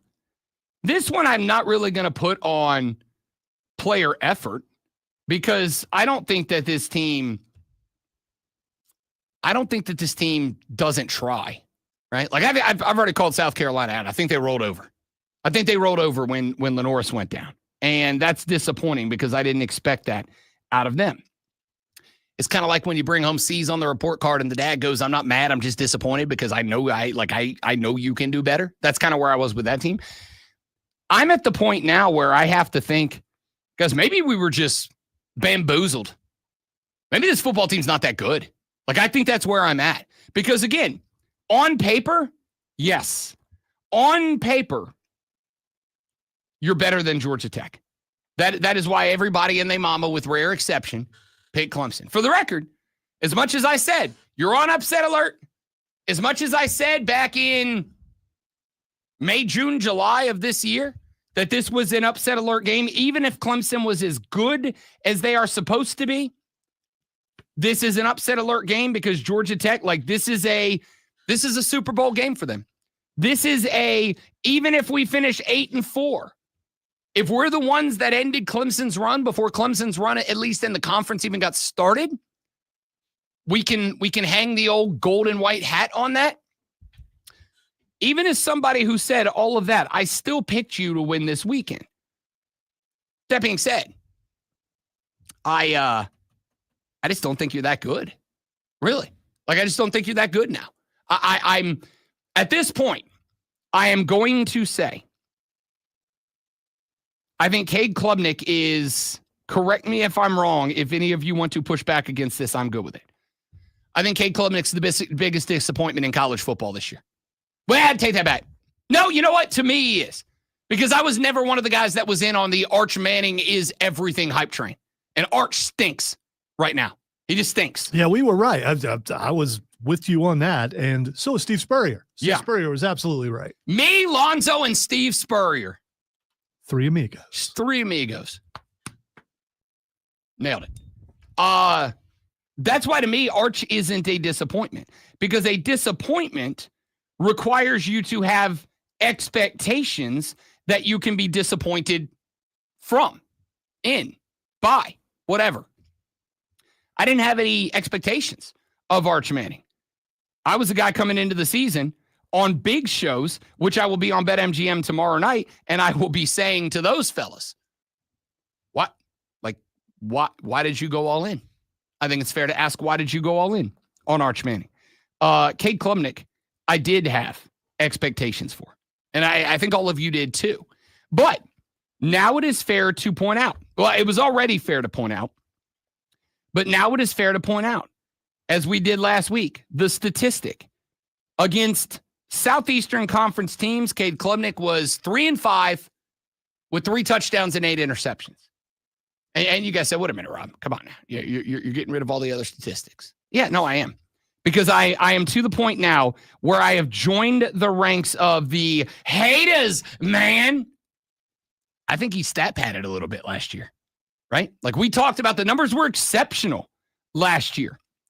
But looking back at it, in a year that even the hardcore amongst you, I think, had to admit the ACC was not good at football last year.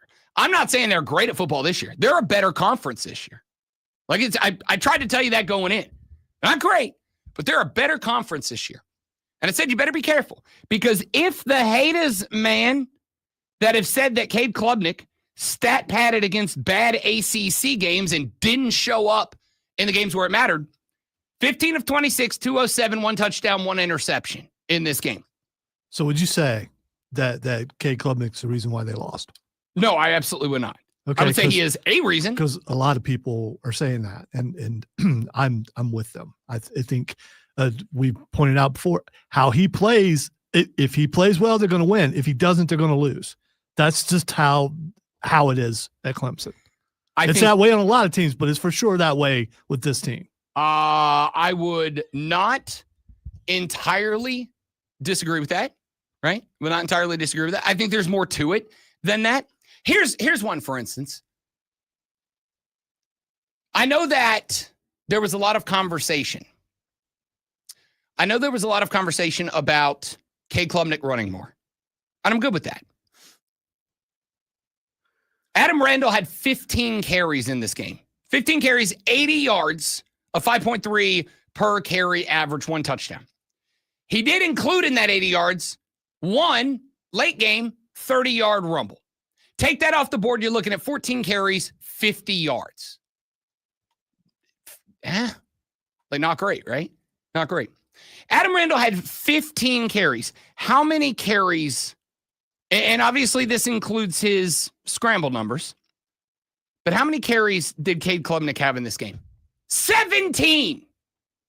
17. Your running back had. Now, I am going to say what I said preseason was my big concern. Remember before the season, we did our 3 big questions series, where of every team that was ranked in the top 25, I had 3 questions about them. And question number 1 for the Clemson Tigers was very simple. Can you run the football? Because you know Rob Brown is a big believer in run the damn ball. And I said, all right, hang on here. There were running backs in the transfer portal and available. You could have had one. You didn't get one. You had running backs available, and you did not go get one. You did not recruit your next big, great running back.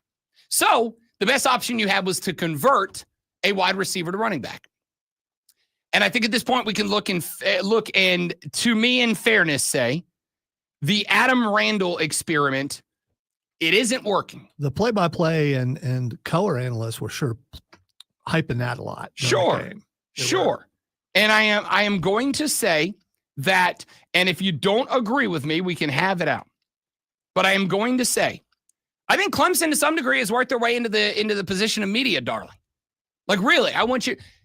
Who in the big talking head media until the last week coming into this year, who had questions about this team? Like who was going, I think we're jumping the gun on Clemson a little bit here. I don't know of anybody. By the way, I believe, and I could be wrong, I believe everybody on game day picked Clemson to lose except for their boy, Kirk Herbstreit.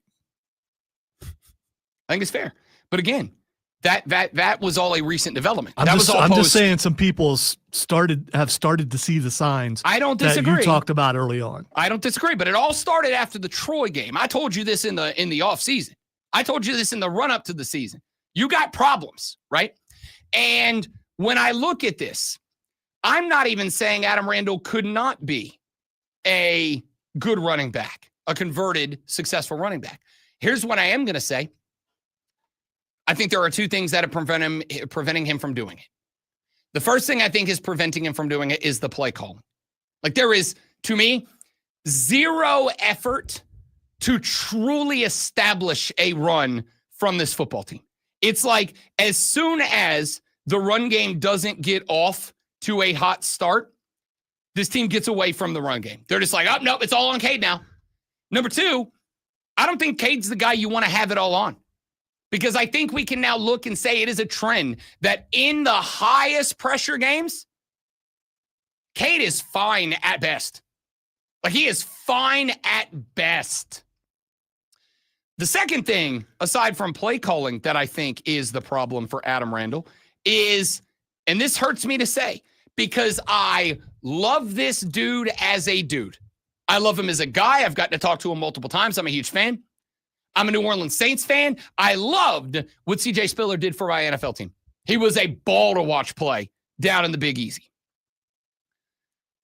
In what world has CJ Spiller shown you that he's ready to be a running backs coach at a Power 5 football program that has championship expectations? Is that his fault, though? I mean, does he have anything to do with the recruiting of running backs? No. Can he only coach who he has? Well, no. He is absolutely part of the process of recruiting running backs. Is he? Okay. Position coaches are absolutely part of who is playing at their position. But even if that wasn't true, I can still tell you, do you know what I believe? Do you know what the number 1 problem for the Clemson Tiger is right now? Player development. Player development. Is there any concept of player development right now? And if there is none, that to me is on 2 things. Number 1, it's on position coaches outright. And number 2, it's on whoever put them in the position to be position coaches. That's Dabo Swinney. So I'm tired of the platitudes. I'm tired of the post-game press conferences of, well, we didn't make the big plays, but hey, we won 10 games last year and we did this and we did that. We did that. That's all in the past. And again, if you are in the group of Dabo Swinney has earned lifetime employment, by all means, ask him to change nothing. Just be you, Clemson, and be happy with fist fighting your way to the occasional ACC title game and either missing the playoffs or going and getting your ass kicked in round number 1, because that's where you are right now. And to be honest, right now, you're not in the top 25. You're not even a favorite. You know, ESPN, I don't love these numbers all the time. ESPN says you have a 5.7% chance of making the playoffs. That requires you to win the ACC. You know who's in front of you in the ACC right now? Every team that has one ACC win. You've got to come from behind against all of them. Good luck. Good luck. All right. Some of you guys have gotten into the chat. We're going to respond to those comments coming back here in just a minute. I'm Rob. He's Lonzo. The Rob Brown Show's on your radio. It is the Fan Upstate.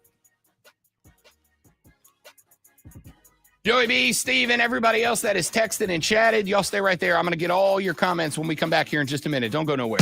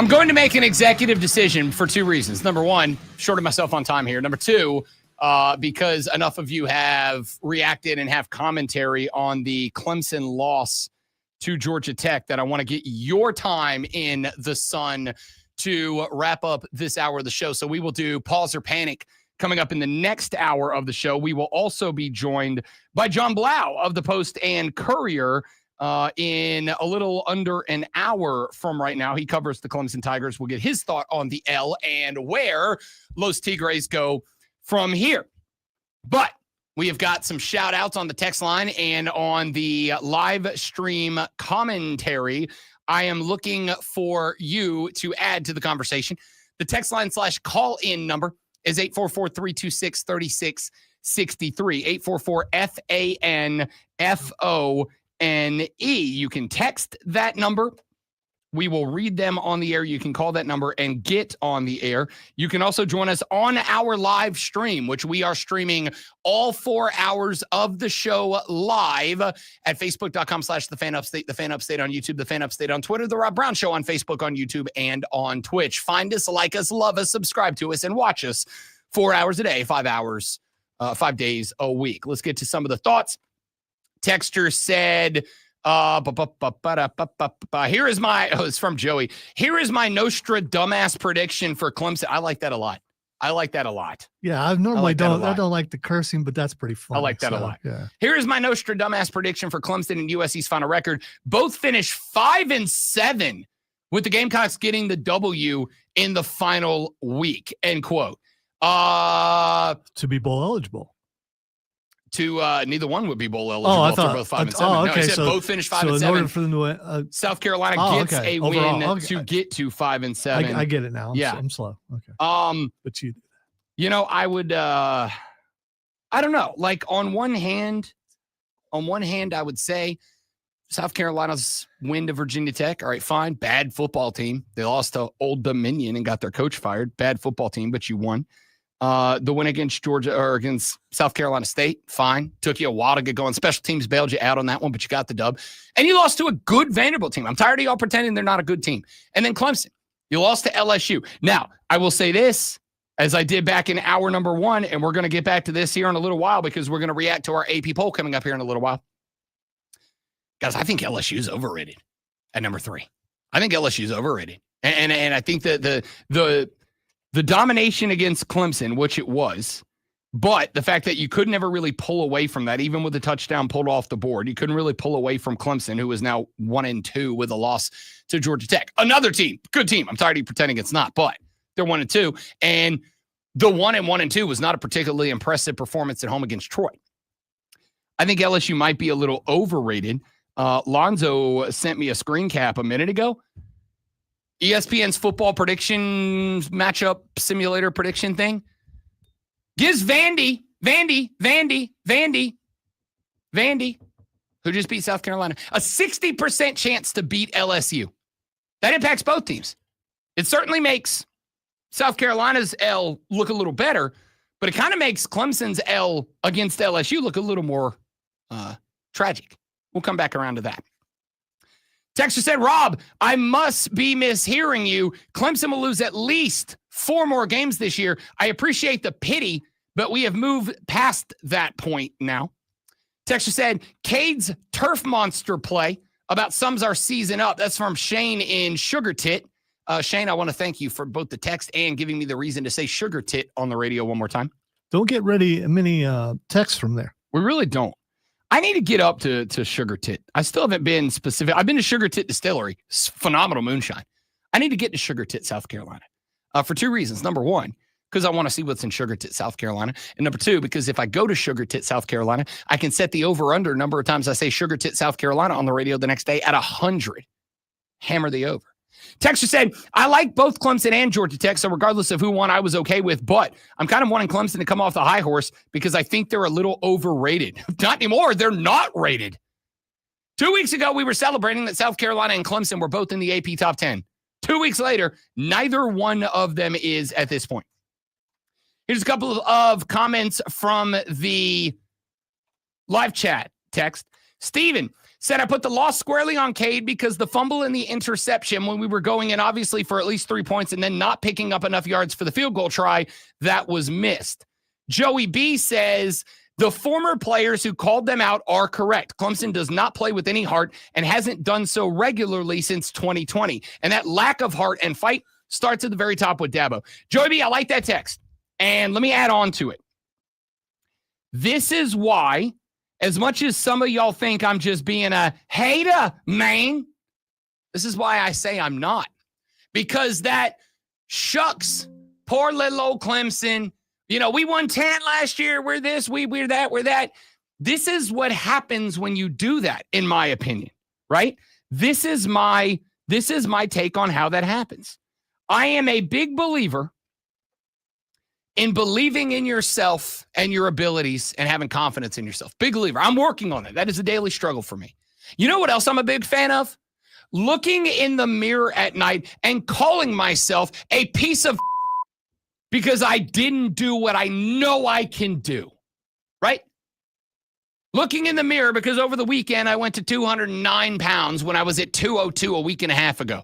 I quite literally out loud called myself a piece of this morning because I know I could have got to 200 and I needed to lose 2 more. Now I got to lose 9 to get there. I'm a believer in that. I'm a believer in calling yourself out when you don't live up to your expectation. And I'm not saying expectation is win every game. I'm saying expectation is play like it matters that you do. And I ask both of your teams, do you believe, honestly, be honest with yourself and with me, do either one of you believe that your team played anywhere close to what your expectations of your team were this weekend? Because the answer to me is an easy no. Joey B went on to say a loss like that should have any coach with NC aspirations, national championship, not North Carolina. Any coach with national champ aspirations furious and on the warpath, but Dabo just laughs it off and changes nothing. That's what I'm saying. This is why I say quit with the platitudes. Quit with the, why don't we focus on what we've done? Well, Dabs, because it's 2025, not 2024 or 23 or 22 or 21 or 20. Because it has been now, in my opinion, on the outside looking in, it is my opinion that this team has not looked like your 2018 team in terms of effort, in terms of gutting it out, like since 2020. And it's like every time you are given a chance to say, I'm not happy, this is where we are. I listened this morning to Dabo's post-game press conference after the L to Tech this weekend. You know where he starts with? Well, they made the plays and we didn't, and they deserved to win. But, the only thing worse than 1 and 2 is 1 and 3. So we're going to come out and find a way to win. I was like, dude, what? Like, what are we doing? He's accurate in everything he said, though, right? I mean, all the stuff that you just said, he said. I mean, he's not wrong. No, he's not wrong, but like, is that it? We're good with we're just good with that. I mean, if you're good with that, cool. You're gonna go 8-4, go 7-5. But for a team that had national championship expectations to go, we're happy because we won 10. All right, cool. Enjoy it. Enjoy your 7-5 missing out on the ACC title game in a year where you were consensus pick to get it. Now enjoy this sports flash. Unless you're a Carolina Panther fan, because Carolina Panthers are now 0-2 as they fell to the Arizona Cardinals yesterday, 27-22. Bryce Young threw for 328 yards and 3 touchdowns, 1 interception, but Carolina had just 49 yards rushing on 19 total carries. Kyler Murray had 220 yards, also known as 220 yards, a touchdown, and a pick. Bengals quarterback Joe Burrow could miss significant time with what is feared to be a turf toe injury, sustained in a 31-27 win over Jacksonville. Images of Burrow's left toe were sent to a specialist to determine if surgery is required, which could cost Burrow 3 months or more of the season. The Atlanta Braves picked up an 8-3 win against Houston yesterday. Atlanta had 11 hits on the day, including multi-hit days from Matt Olson, Ozzie Albies, and Hae-Sung Kim. The Braves kick off a 4-game set at Washington tonight. Hour number 3 of the Rob Brown Show is coming up next. Flow is pretty much normal for this time of morning. Southbound 85 slows after highway 29 Spartanburg and stays Freeway to Pelham Road, Greenville. No major delays, but definitely slow. Northbound 85 is moving good right now. To put it in a nutshell, elsewhere through the upstate, you are free to move about. From the News Talk 98.9 WORD Traffic Center, I'm Bill Brooks on the Fan Upstate. Hey, sports fans, I'm Mark Drummond, owner of Garage Doors Today. That's right, Garage Doors Today.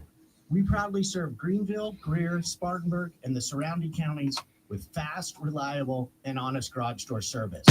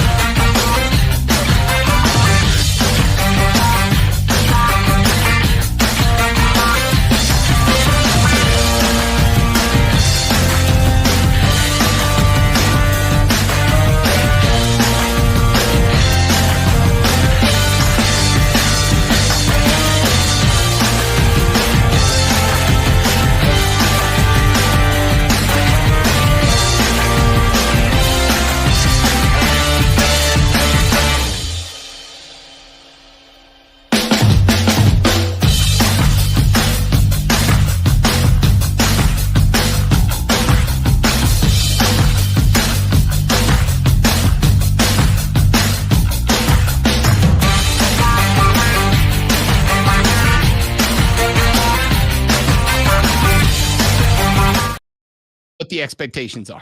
Because every year before the season starts, we do a couple of shows where we ask fans of Clemson, of South Carolina, and of the Carolina Panthers, what is your realistic ceiling and floor for this football program?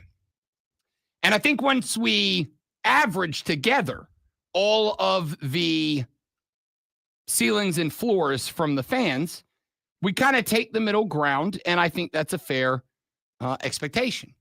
We had a couple of 11-1s, but the most optimistic view from most Gamecock fans that we talked to on this show, most of them said 10-2 is the ceiling, 8-4 is the floor. So let's say the expectations were probably 9-3. And I said, I think 9-3 out of the Southeastern Conference might be good enough to get you into a playoff this year, provided the three are all two high-ranked teams. Your three, Vandy's ranked now, but at the time you played them, they weren't. Again, I think the rankings are dumb and or bogus, but hey, that's not what matters, how I feel about it. It's what the folks who will gather in a ballroom in Dallas, Texas on November 3rd to cast their votes think about it. Now, I'm going to say pause because I think there's plenty of time to get it right. I'm going to say pause because I think there is enough time for this team to go back and say, you know what, guys? Yes, Lenoris is a dog. Yes, he's a very talented football player, but like we have to fight. And we did not fight. Dude, does any Gamecock fan think that your team put up a fight in that L to Vanderbilt this weekend? I do not. I think you rolled over and showed your underbelly, and that's just not good enough. So for that reason, I'm fine if you say panic. That being said, that's the first time it happened. SC State, you fought. Virginia Tech, you fought. It can be done. So I'm going to say pause. No issue with people who say panic. What about Clemson, Zoe? Pause or panic for the Clemson Tigers? Pause. Really? As in PAWS or as in PAUSE? That's pretty funny. It would never be the former for me. I'm still not sold on the rest of the ACC. And Clemson could have won that game. They probably should have won that game. So I don't think they're that far removed to where I don't think they're that bad of a team. There's a reason why they were projected to do as well as people thought they were, because they have pieces there, and it's just according to how Cade recovers. If Cade recovers, plays a really good game and doesn't make dumb mistakes, they're going to win a bunch more games. So I say pause. We all find ourselves opposite again. I'm going to say panic, and I'll tell you why. Game number 1 against LSU, you got dominated. Granted, you walked out of there with a 1-score game. LSU had 1 touchdown taken off the board that, as far as I'm concerned, was a touchdown. Could have been a 2-score game. Realistically speaking, that game felt like it was a 3-score win for LSU. And I am now at the point where, to keep it a buck with you, I think LSU's overrated at number 3. I do not think that they're the third best team in the country right now. In fact, I think quite the opposite. I think the slow win against the Cupcake last week, followed by walking out at home against Florida with a 10-point victory in a game where their interception rate was 5 interceptions thrown by DJ Lagway. I got to apologize for that too, because I got tricked. I got bamboozled, swindled, hoodwinked, and fooled by DJ Lagway. It is just proof, ladies and gentlemen, that with charisma, you can fake anybody out. So, 5 picks against Florida. They won by 10. That loss doesn't look as good for Clemson as it did coming out of week 1. You just lost to Georgia Tech, who is, again, and I put that game as an upset alert game months ago. Nailed it. Even still, you were a better football team, and they got you. And here's the thing. Between LSU to Troy, a game which you should be embarrassed by, and then on the road at Georgia Tech, let me ask you a sincere question. What got better? What got better? The effort hasn't gotten better. The grit hasn't gotten better. The offense certainly hasn't gotten better. The run game has not gotten better. The passing game hasn't gotten better. Cade hasn't gotten better. The offensive line hasn't gotten better. The play calling hasn't gotten better. What's gotten better? I've got nothing that's gotten better. So I'm going to push the panic button. Notre Dame, 0-2, still a top 25 team because reasons. The Notre Dame Fighting Irish are 0-2. Now, in fairness to the Notre Dame Fighting Irish, they are 0-2 against two top 17 teams, as they did lose to Texas A&M. And by the way, keep in mind, A&M was another one of those teams that coming into the year, I said, you better watch out for those guys, because Mike Elko, as much as a David Nuno, friend of the show, who covers the Aggies, called him stoic. I just think he's a stick in the mud. But he is a football dude. Marcel Reed is a quarterback, 17 of 37, not a great percentage, but 360 yards, a couple of tutties in this game, and they ran for $128 behind Le'Veon Moss. They knock off Notre Dame. Notre Dame was at the crib. Notre Dame loses to Miami back in week 1. So I think this one might be the most interesting one. The Notre Dame Fighting Irish, Alonzo, pause or panic? Panic. They're done. I mean, because they're not in a conference, they have to win the majority of the. They have to win out. Yeah, they do. Yeah. So they are done. They have to win out, in my opinion. I don't disagree with that. I think it's fair to say panic, because I do think they will have to win out. But I would also say, I think you have gotten through, unless this USC team is for real. All right, they are 3-0. They are somehow ranked behind Notre Dame at 0-2, which is hilarious to me. But unless this USC team is real, Notre Dame's done with their schedule. I mean, maybe on the road at Arkansas gets a little interesting, but you got Arky, Boise State, NC State, number 25 USC, Boston College, Navy, Pitt, Syracuse, and Stanford. Like, they have to win out and probably get a little help, to be honest. For that reason, I'm going to say pause under. They didn't hang 40 on Texas A&M, right? They just lost by 1, and they hung 40 and they missed an extra point that would have forced that game to overtime unless Mike Elko did something special. I'm going to say pause on Notre Dame, but it is only because they got ranked 24th in the country. They are 0-2. I believe, in fact, let me check this, because I want to make sure. I believe they are the only winless team inside of the top 25. In fact, I'm 99. Yeah, they are. They are the only team without a win inside the top 25. They are ranked ahead of USC, BYU, South Florida, who has 2 ranked wins and 1 loss to a top 5 team. And Notre Dame is ranked ahead of South Florida. They're ahead of 2-1 South Carolina. They're ahead of Mississippi State, who beat Arizona State.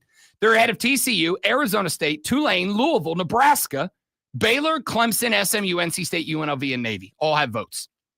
Like, what? But for that reason, pause. How about the Texas Longhorns, though? Pause or panic for an undefeated Texas team that just dropped behind Florida State in the rankings down to number 8. They're undefeated.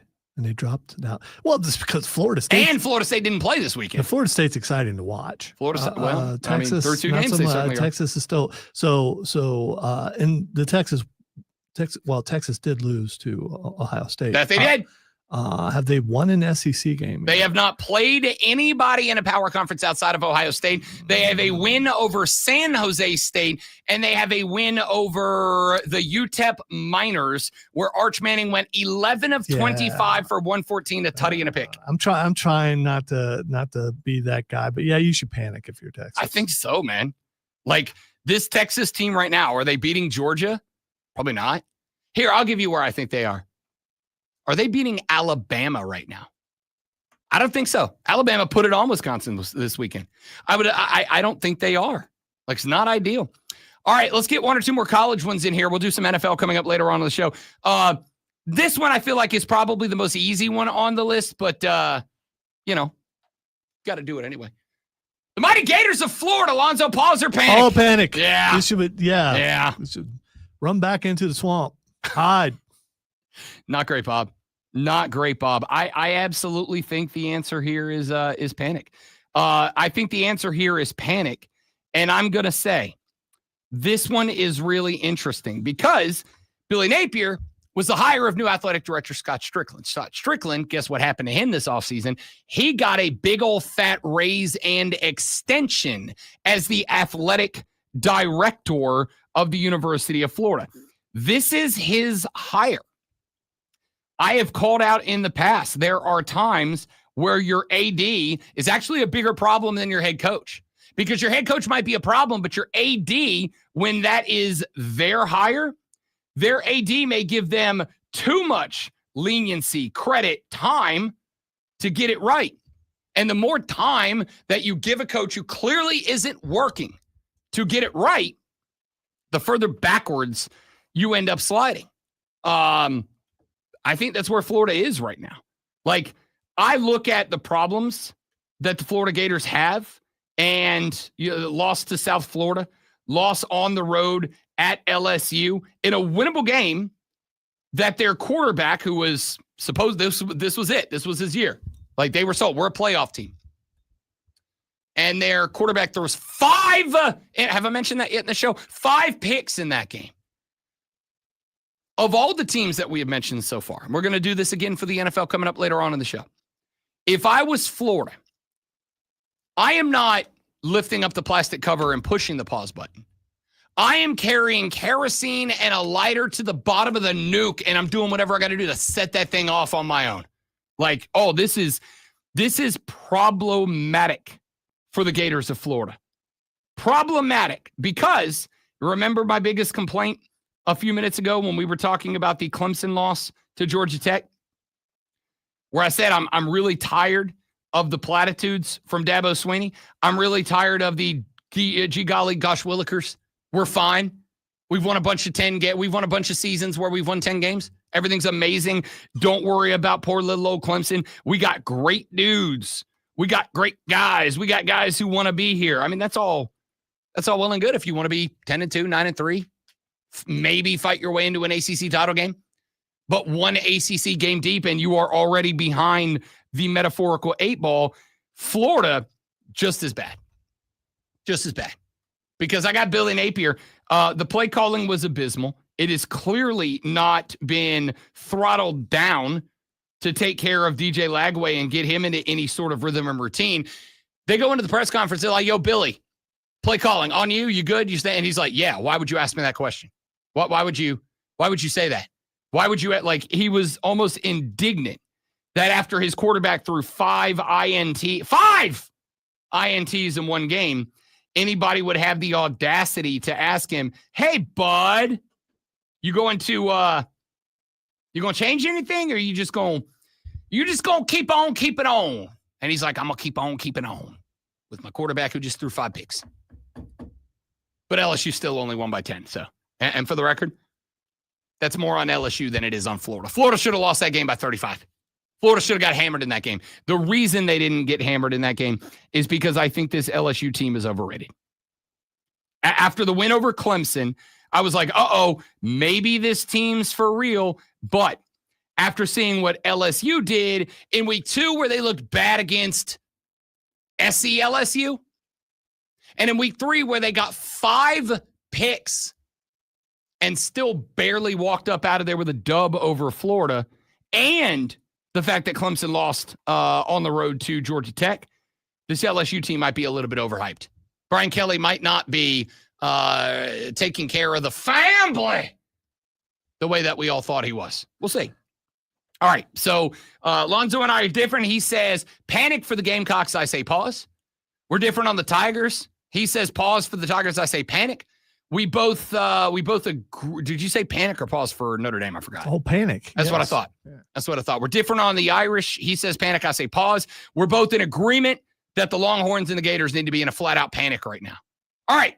We'll come back and we'll do that again for the NFL. Now, here's what we got going on when we come back. Let us react to a couple of the NFL headlines and results from over the weekend. John Blau of the Post-Courier joins us at 8:40. Final hour of the show is whatever y'all want to get to. That is all coming up when we come back on the Rob Brown Show in the Fan Upstate.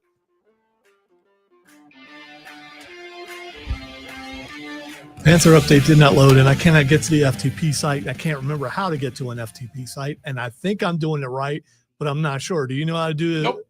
And I don't want to get Chris back in here because I'll look like an idiot. But I am an idiot, obviously. Stay right there, guys.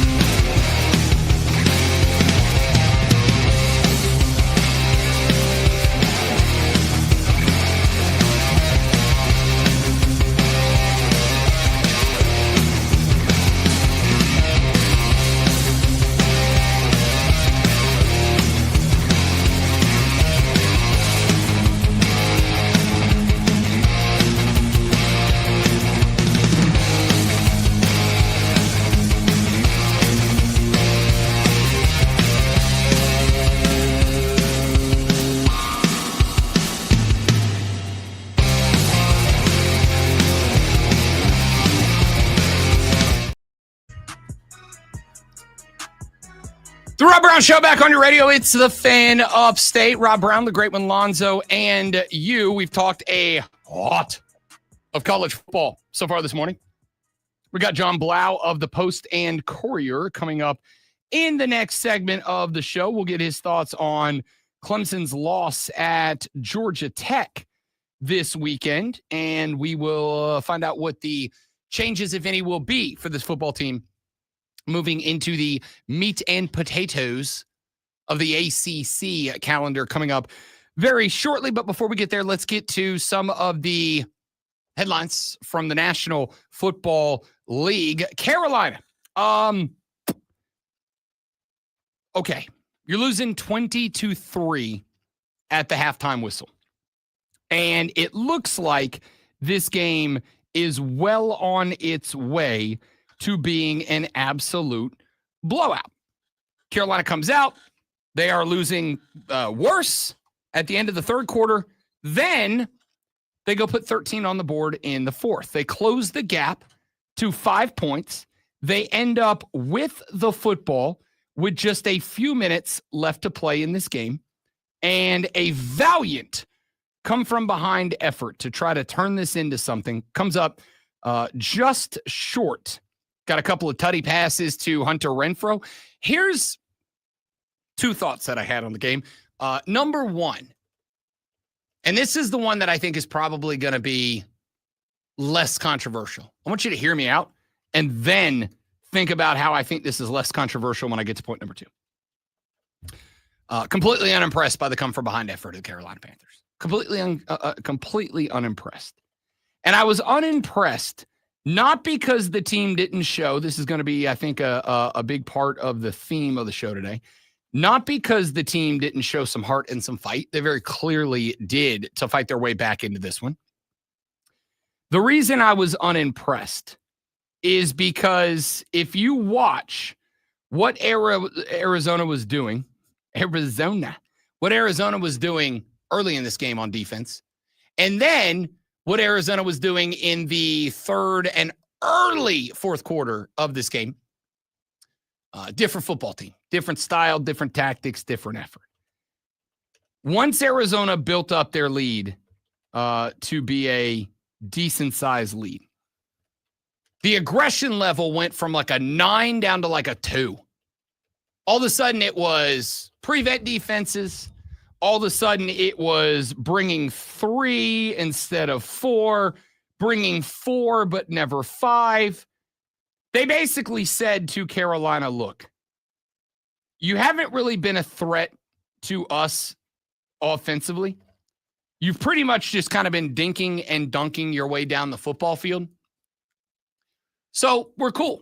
We're cool with that. We're gonna if that's what you want to do, we're gonna let you do that.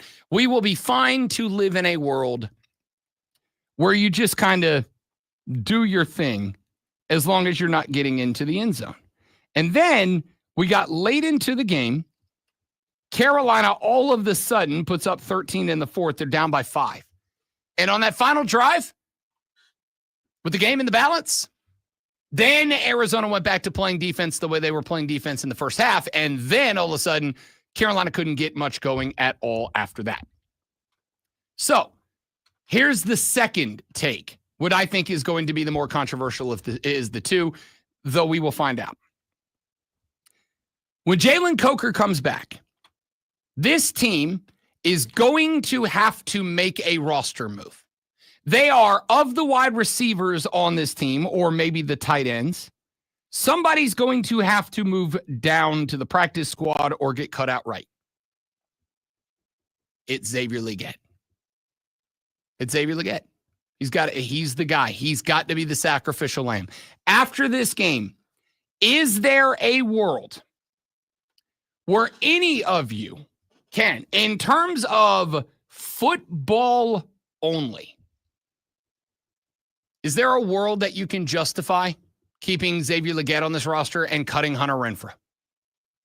Is there a world when Hunter Renfrow this weekend kind of started to fold into the Adam Thielen slot, being the go-to, the comfort zone for Bryce Young? He had the little out route. Joey B sent me this text during the game on Sunday, and I think he knocked it out of the park. Hunter Renfro's the best wide receiver in the NFL inside of 7 yards. Right? Like passes inside of 7 yards. I still will put Thielen ahead of him, but I get what he's saying. Back in the day, Tom Brady had a couple of those guys. Like Tom Brady made his money with those guys. Yes, right? He did. And the thing is, so you can win with those guys. Oh, for sure. In fact, I would make the argument that Carolina should be winning with those guys. Like that's what this offense for right now should be. Because winning with those guys is how you open up the field for Teteroa McMillan to do some more of the things he did. 6 grabs, 100 yards in this one. I thought he looked pretty good. I thought he looked really good. But how do you open the field up for him so that he doesn't go MIA in the fourth quarter when the game's actually tight and Arizona starts throwing of the DBs they have, which are pretty good, throwing 2 dudes or sometimes 2 dudes with an over-the-top safety on 4?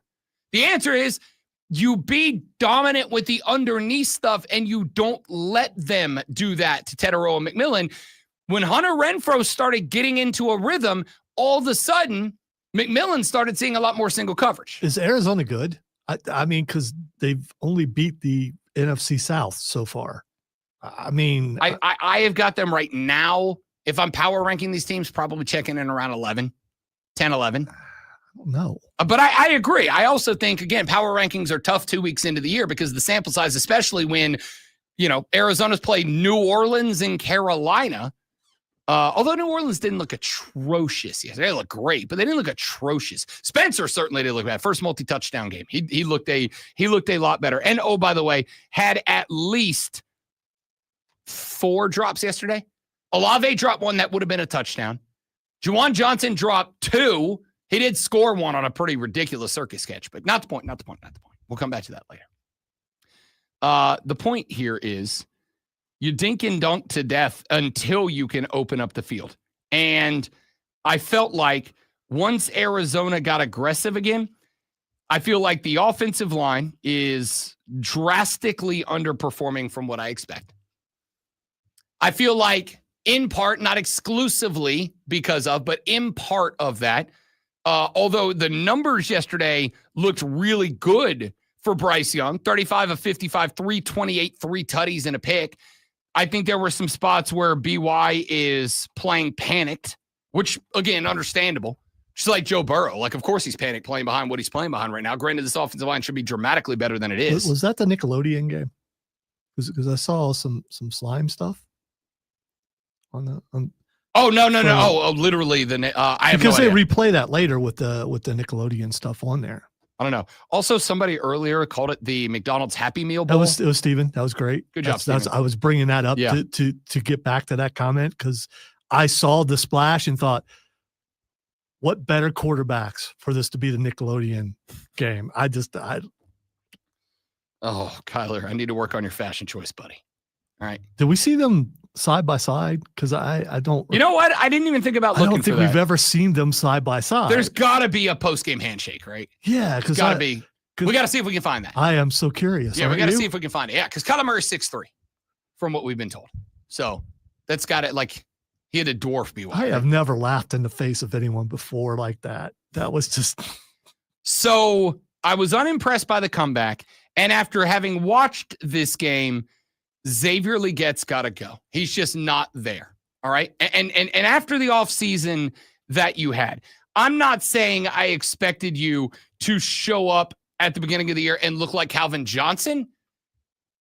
But dude, I'm looking for some sign of football intelligence, and it's just not there. 8 targets, 1 catch for -2 yards. That's his numbers in this game. Xavier Legette would have been better for the team by not playing. He would have had better numbers if he didn't play. That's not it. It's just not. I love the guy. He's a content machine. I will be sad to see him go. I think, although I do not care about it from an NFL perspective, I think it is always great when the pro team is able to feature guys from the local colleges and or universities on the squad. So great to have a Gamecock out there, but Xavier Legette's not it. When Jalen Coker in 2 more weeks comes off the IR and is able to join the active roster, Xavier Legette gets sent down. look, dude, we're going to put you on the practice squad. We're going to give you this season on the practice squad to figure it out, right? But I hate to say this because I absolutely took advantage of it. But I'm at the point now where I am relatively convinced Xavier Legette spent his offseason figuring out how to become a media star instead of becoming a better football player. Or, and this is worse, and I don't want to make this assumption of him because I don't think it's true, but the other option is he just doesn't have it. He's been able to, and I think that we've seen this happen with college guys in the past. I think there is a chance that Xavier Legette was able to coast by on raw athleticism for so long that he never really had to learn how to be a wide receiver. He was just the guy who for a very long time was very capable of run down there real fast, be faster than all those guys.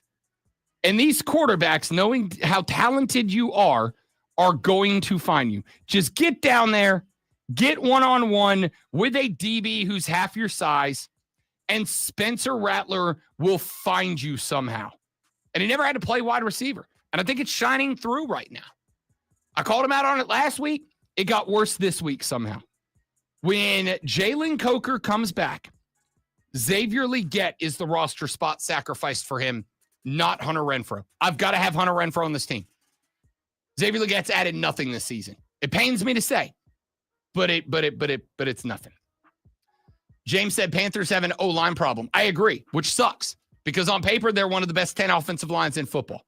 But where they are right now, not so fast, my friend. Let's take a break. We'll come back.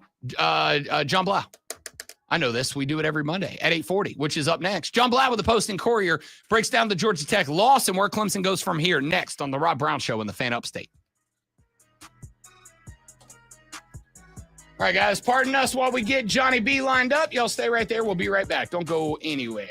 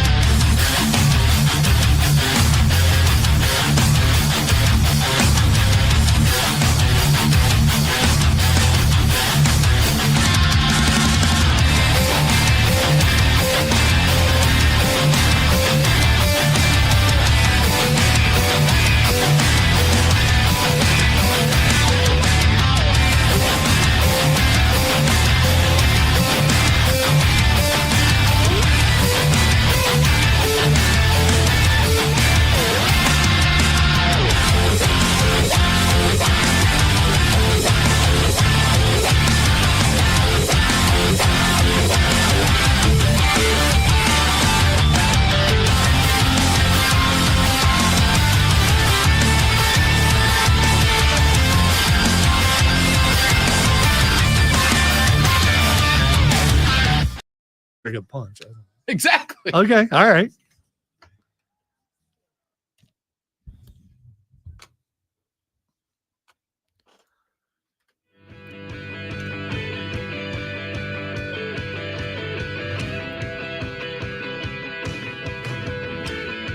It is the Rob Brown Show here on the Fan Upstate. I am Rob Brown. He is the great one, Lonzo. We are glad to have you with us as we react on a, actually Monday, where we overreact to the overreactions from fans and analysts from around. You know what? I don't think there have been any overreactions at all today, really. I don't think there has been one. No. I've been nailing it. We'll find out. Because joining us now on the radio program, a young man who covers the Clemson athletic department for the Post and Courier, Mr. John Blau joins us as he does at 8:40 every Monday morning. John, welcome back, guy. Let's make the first one easy. What the hell happened? So 1-2. I actually kind of remember, I don't know if it was this radio show or another one, where I said the Georgia Tech game was going to be a tough one. LSU's tough as well. That was entirely possible. They could start 1-2, but obviously with the preseason hype, what everybody expected in terms of the steps forward, everybody thought the offense might take with bringing basically everybody back. It's obviously, well below expectations to have them sitting here at 1-2. But yeah, I mean, they took a step forward. I would say offensively, defensively took a little bit of a step back. Haynes King absolutely ripped them apart on the ground. Obviously, Georgia Tech hits a 55-yard field goal, walk-off fire drill.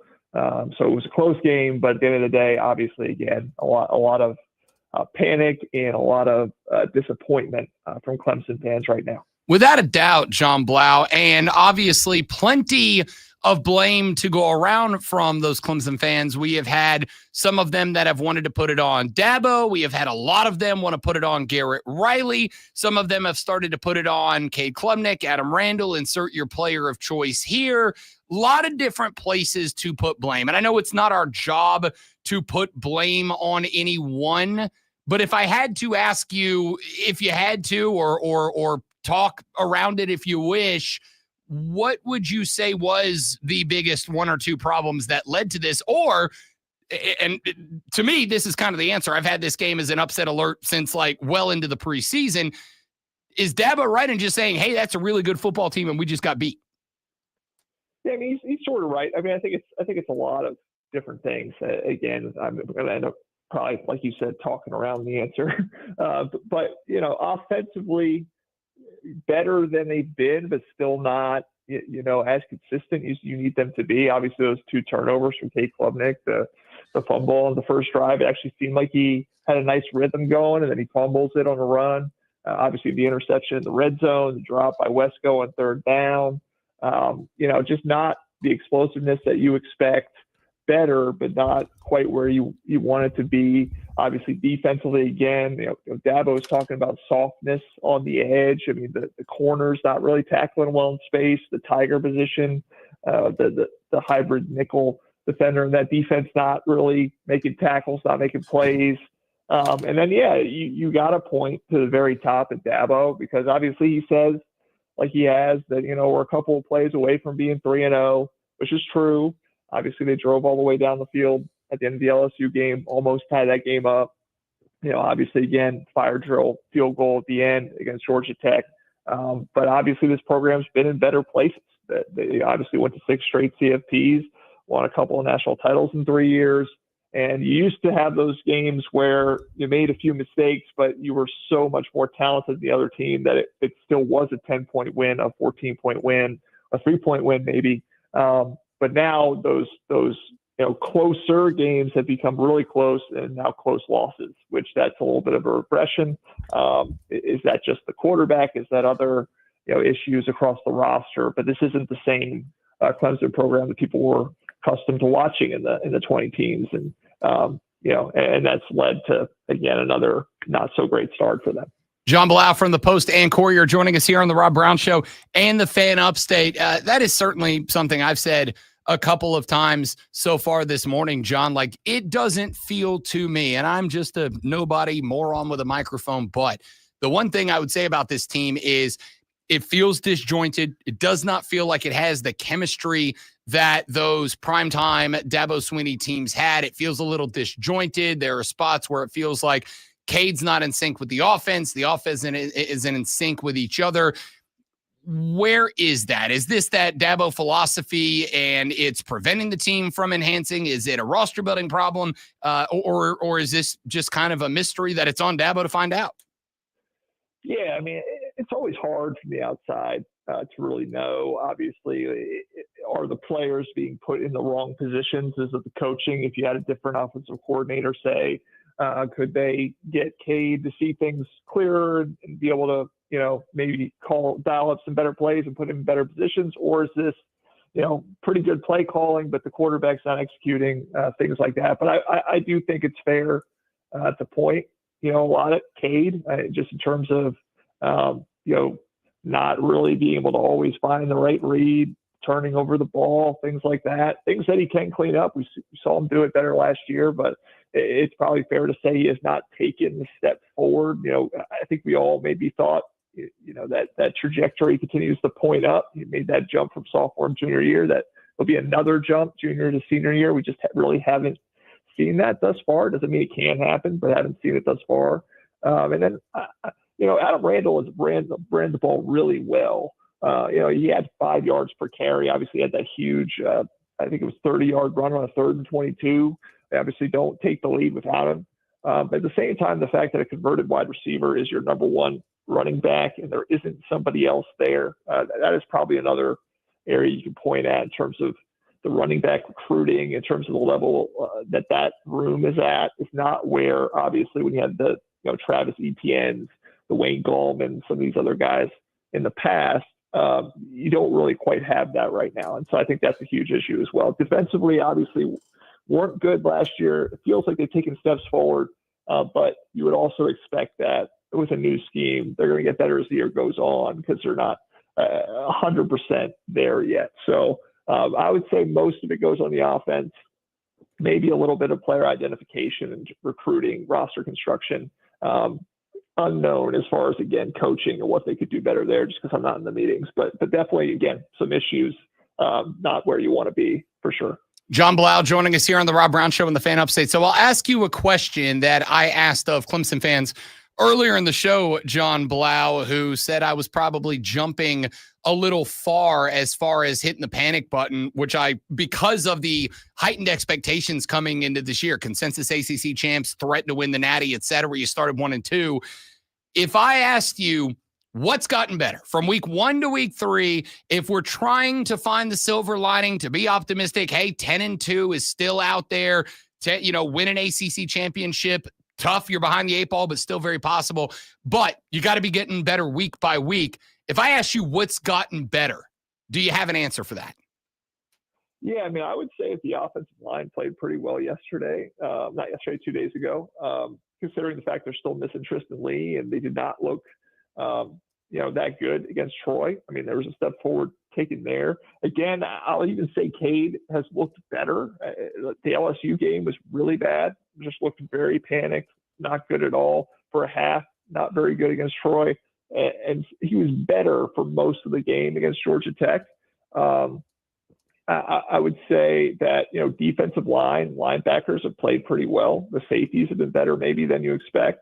But again, softness on the edge defensively, not the receivers, not quite, haven't seen much of TJ Moore yet. Obviously Wesco's made some big plays.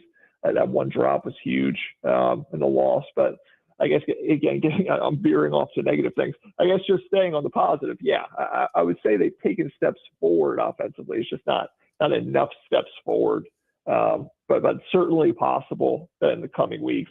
Obviously, against Syracuse, North Carolina, Boston College, you continue to take steps forward, build some confidence, some more rhythm.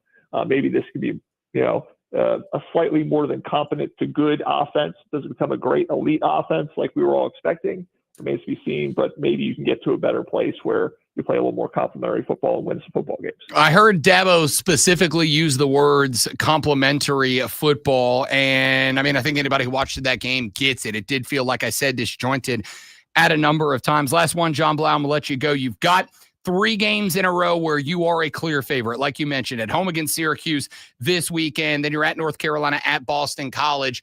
What do you want to see out of this Clemson team if they are going to get themselves back into the national conversation after being dropped out of the AP Top 25 entirely? What do we need to see cleaned up in these next 3 weeks before we get to SMU, Duke, a resurgent Florida State team, Louisville that can throw for 1,000 yards in a game? What do we need to see out of this team to convince you they should still be in the national conversation? Yeah, I mean, going back to the offense, again, you just want to see Cade Klubnik take care of the ball, have more chemistry with his receivers, using his legs like he did.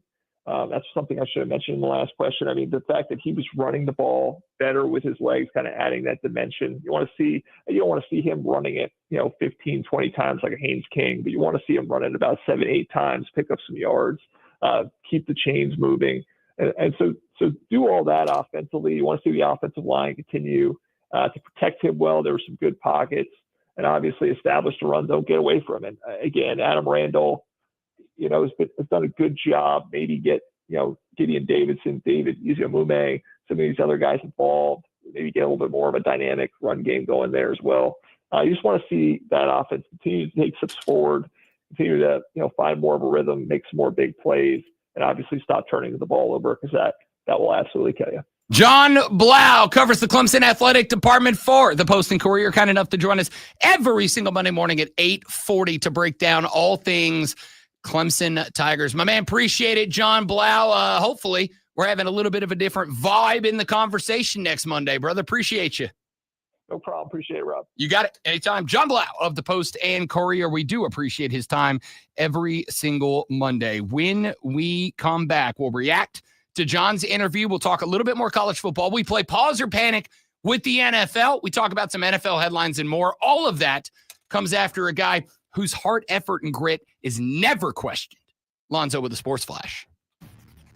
No, I completely agree with you there. Yeah. Finally. Yeah. The Atlanta Braves picked up an 8-3 win against Houston yesterday. Atlanta had 11 hits on the day, including multi-hit days from Matt Olson, Ozzie Albies, and Hae-Sung Kim. The Braves kick off a 4-game set at Washington tonight. The Atlanta Falcons kept the Vikings out of the end zone in a 22-6 win last night. Bijan Robinson carried the team, racking up 143 yards on 22 carries. Atlanta picked off Vikings quarterback JJ McCarthy twice and held Minnesota to just 78 yards rushing. Carolina Panthers are now 0-2 as they fell to the Arizona Cardinals yesterday, 27-22. Bryce Young threw for 328 yards and 3 touchdowns with 1 interception. Carolina had just 49 yards rushing on 19 total carries. Kyler Murray had 220 yards, a touchdown, and a pick. Hour number 4. You know what? The last hour of the Rob Brown Show for today is coming up next.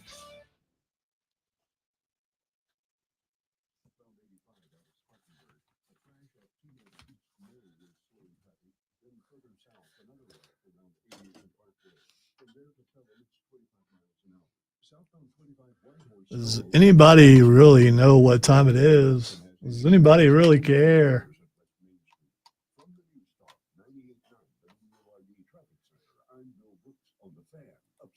Football is back in NFL fans, and every week is your chance to prove you know the game with Prize Picks, regardless of who your team is or how good or bad your team is. The daily fantasy app where you pick more or less on player projections is Prize Picks. From quarterbacks slinging touchdowns to wideouts, racking up yards. It was a good game, James. That's what the Super Bowl should have been. Of course, I would rather the outcome have been different, but it was a good game. It came down to whoever made the most mistakes, and it ended up being the Chiefs.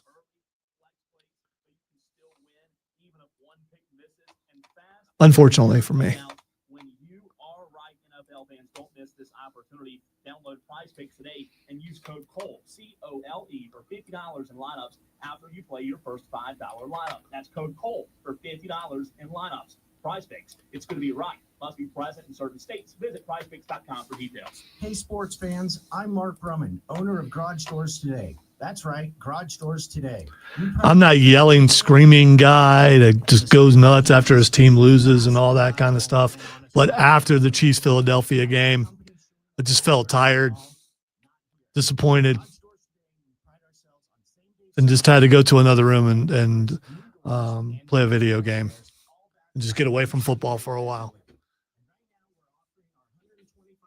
Garage Door Tune-Up Special just for our radio listeners. Ask yourself, when's the last time you've had your garage door service? Can't remember? Don't worry. We've got you covered. Call Garage Doors today now at 864-924-9272 or visit us online at garagedoorstodaygreenville.com. That's garagedoorstodaygreenville.com. Upfront price. I will say, if this is the end of the dynasty, of the Chiefs dynasty, it was a great run.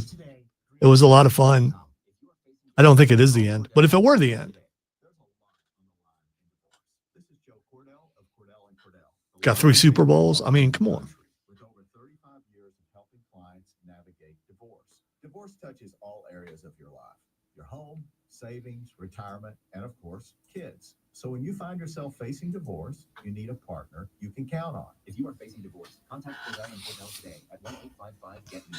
That's 1-855-GET-METER. 55 Biggie Greenville. Matt World Haunted Attraction is now open. Experience haunted houses, mini golf, axe throwing, and much more. Located in Piedmont off I-85, exit 35. Get ready for 15 years of fear at Matt World. Buy your tickets now at MattWorldAttractions.com. eBay has reinvented vehicle buying. From click to curb, everything's covered. Ever try to buy a car online and end up in a parking lot with a stranger on some buildings? We'll see. Next episode. Now with secure purchase, eBay isn't just waiting to find your car. It's when you buy it, start to finish. Is it the decline or the rebound? I don't know. Stay tuned to next Sunday night. Sunday.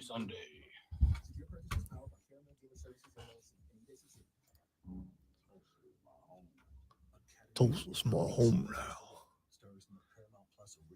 I feel better. Jim and Mark, neither one can get to the FTP site either. So, Okay. So it's not just my incompetence, although I felt better when Chris came in and he couldn't get to it either.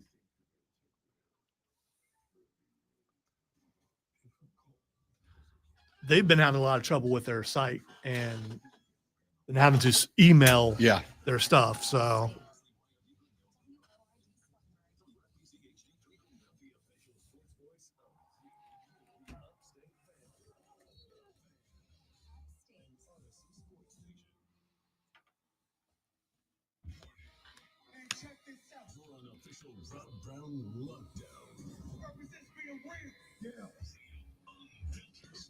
Manufactured locally for the Carolinas. The Rob Brown Show.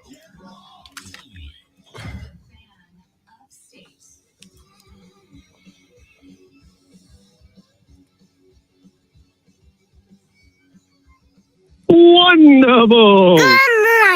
The Rob Brown Show is back on your radio. It is the Fan Upstate. Welcome in, ladies and gentlemen. Rob Brown, the Great Lonzo, and you.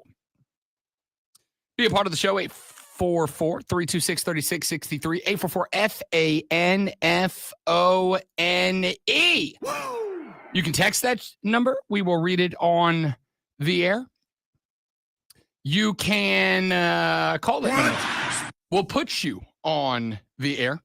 And, of course, ladies and gentlemen, you can hit us up on our live stream. We live stream all 4 hours of the show, all 5 days of the week. Check it out at The Fan Upstate on YouTube, on Twitter, on Facebook, The Rob Brown Show on Facebook, on YouTube, and on Twitch, because we're young, hip, and cool like that. You can jump into the comments. You can watch with other members of the Armada.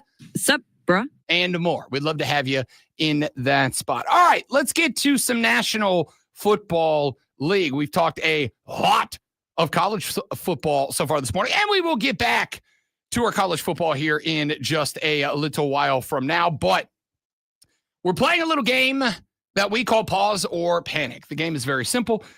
We are running through a list of teams that are perhaps underperforming, whether it is by the week or on the season at large. In the NFL, of course, that is a huge sample size of 2 games thus far. And we are saying, are we pushing pause? Relax, everybody. Woosah. Take a deep breath. Let's relax. This team's got some time. Or Are we ripping open that big plastic cube that covers the red panic button and slamming it? Let's do some. Over, man. It's game over. We did this with the college teams earlier, the Gamecocks, Tigers, Irish, Longhorns, and Gators. A couple, Alonzo and I landed on the same page. A couple we were very opposite on. Let's see if the same is true in the National Football League. Let us begin, Alonzo, with the Carolina Panthers. They are now 0-2. They get hammered by Jacksonville in week number 1. The Jags were on the road in week 2 at Cincinnati. Joey B played about a half and a couple of minutes before he left with death toe.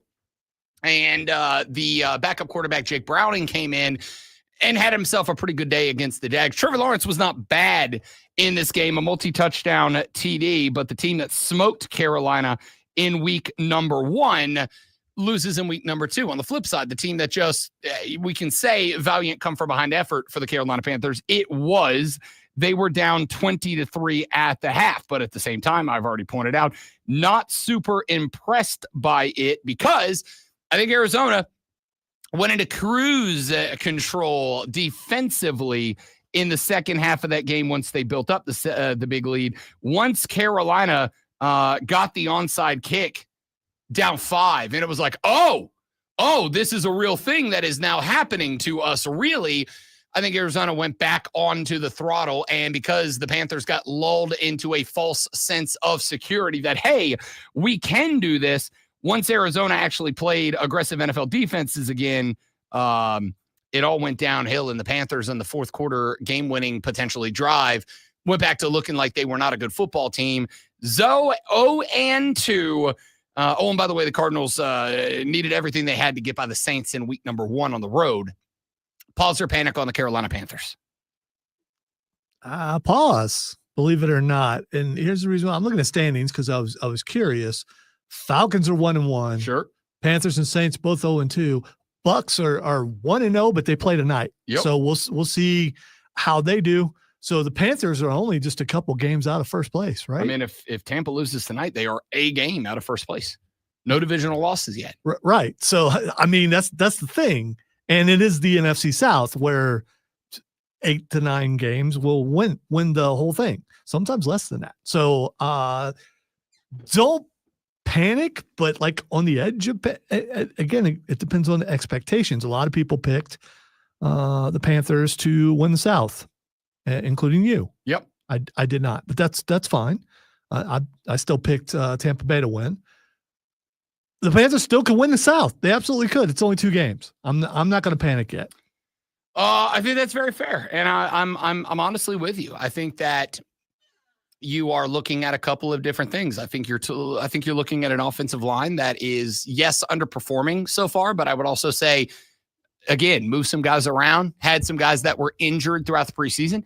Number 2, preseason did not, I put this on Dave Canales, did not give this team a team that is revolving around guys that are both new to the roster across the offensive line and in the wide receiver room, are moving to different spots within the rotation.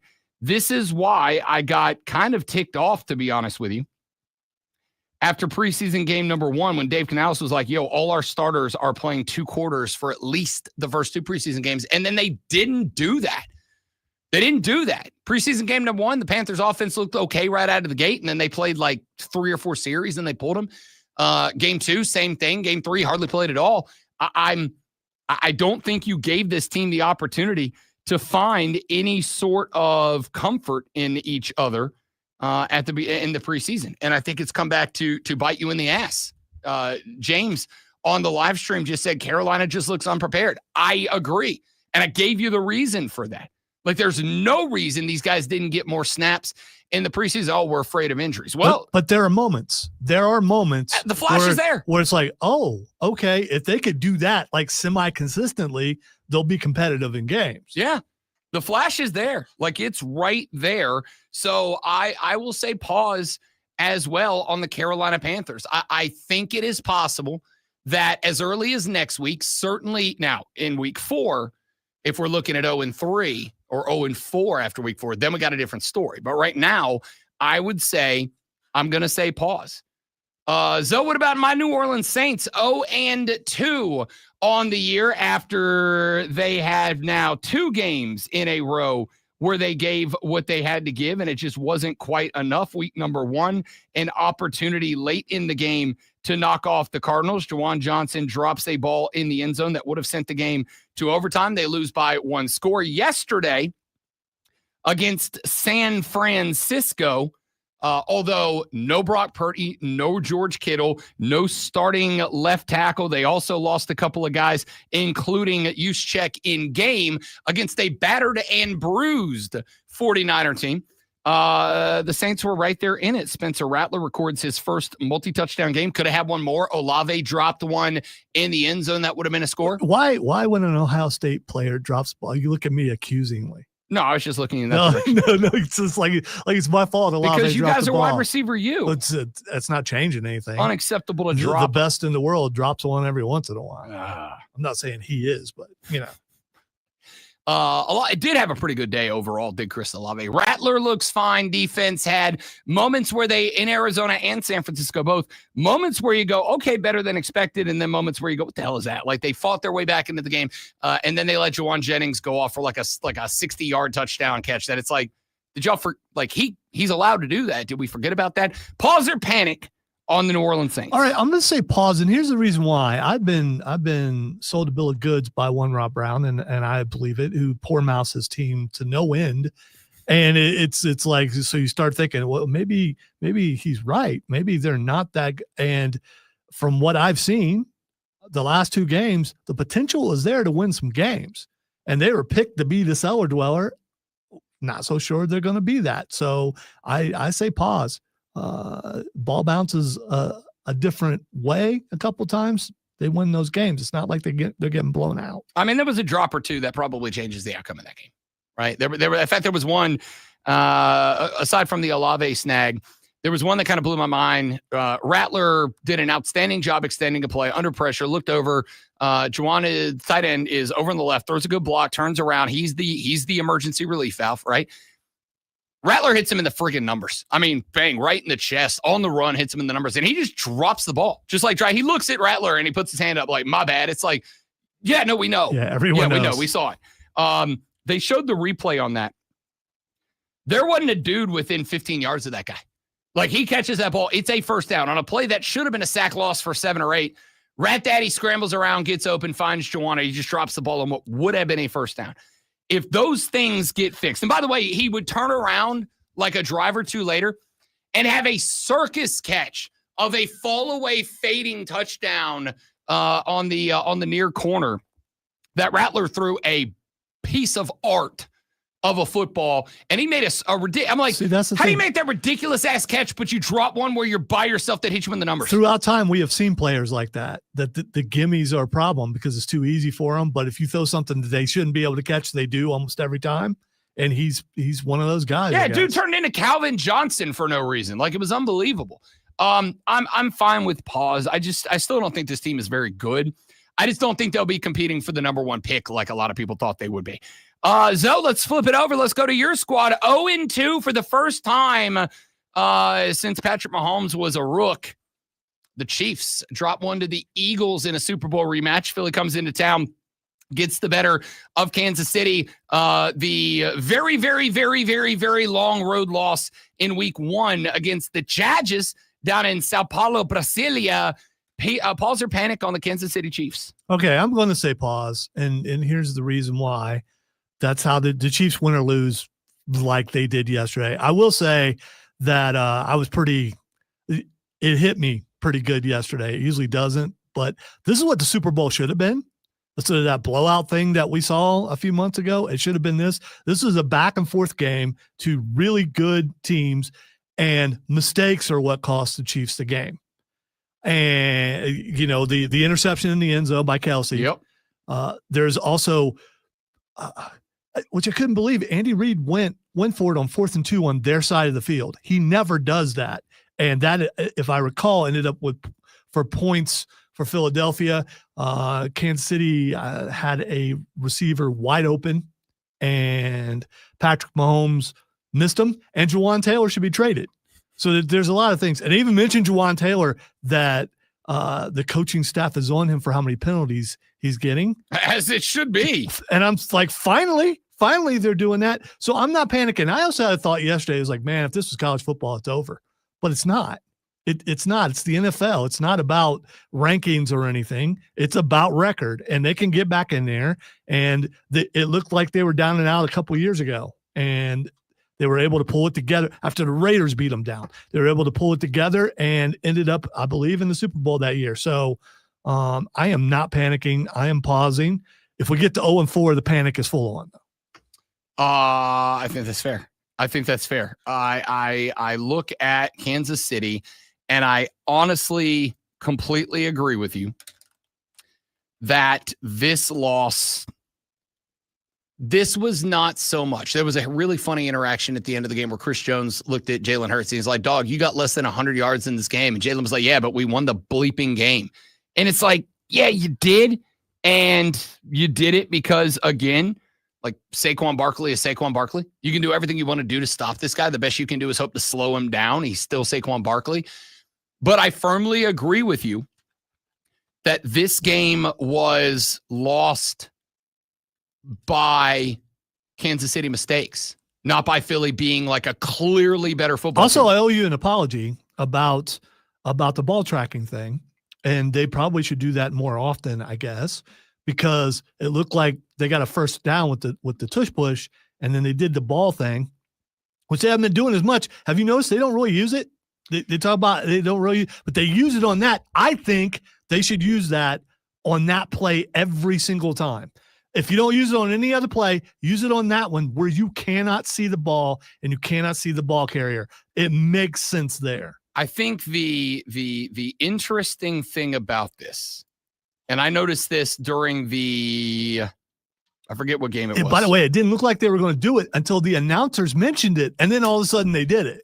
Well, so here's what I have noticed so far.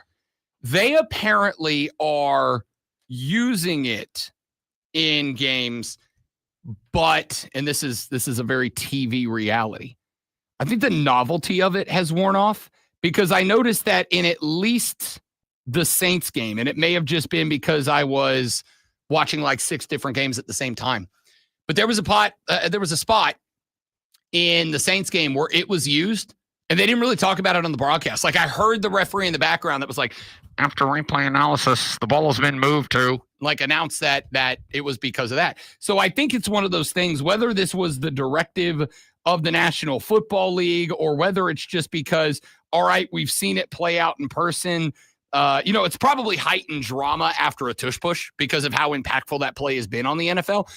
But in other games where it's maybe less impactful, teams down 14 and they get a first down, it's not as dramatic. I forget who it was. For some reason, I think it was one of the referee analysts or something. It may have been just the announce team said, man, I wish that play would go away.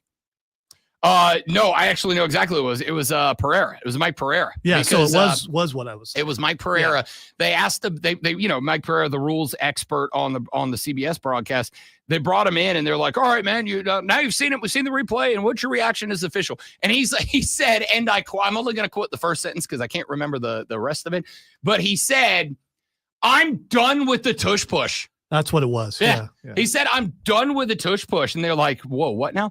And he goes, I'm done with the tush push. It's too hard to officiate. He's like, it's an impossible play to officiate. Right. That's why I said, I'm sorry. That's I think that way, the computer way, is the only way you can accurately find where the ball is for that play. Other plays I will argue about, but this one, you got to go with that for that. And this may be the sole reason why they're using that. Just for this play. I think it's a huge part of the reason why. When you got Mike Pereira, who is paid American dollars to go on TV and explain rules and what's happening and why and what the call is and why, and he goes, yeah, I'm done. I don't want to talk about this anymore. This play ticks me off. I'm tired of it. I don't want to do it anymore. When that happens, yeah, I get it. So, I'm sure that's a big chunk of it. Now, if it's better at ruling on that play, it's probably better at ruling on all the plays, but that's a different conversation for a different time. I get it. All right, real quick, before we run to the break, Bears panic or pause? Panic. That's 2 on Monday. On Monday. It's a panic for sure. But it depends on expectations. I was never high on this team anyway, but a lot of other people were. So pause on the Bears for me. There were a couple of spots where you can see like Caleb's is there. Now it's still some real you stick bad by throws. your guys. That's commendable. I stick by my guys until I'm going to look like a jackass if I keep just sticking with the guys. We're on the edge there. I'm not there with Caleb Williams just yet. Denver. Panic or pause? Wow, that's hard. I know. I actually agree. I'm going to go pause. Denver, I don't know, man. Like the way you lost this game to Indianapolis, they missed a field goal. It should be ball game. Instead, you break a cart like the most obvious rule: don't touch the center. It's like you teach that to kids playing football in middle school. You give them a second chance. You get walked off by Danny freaking Dimes, who's 2-0. Danny Dimes. Danny Dimes might become the biggest feather in the cap full of feathers that I have about blame the franchise, not the quarterback, and franchise quarterback. We'll talk some more NFL coming up on the Rob Brown Show in the Fan Upstate. QC. All right, guys, live read coming back. Stay right there for me, please, and thank you.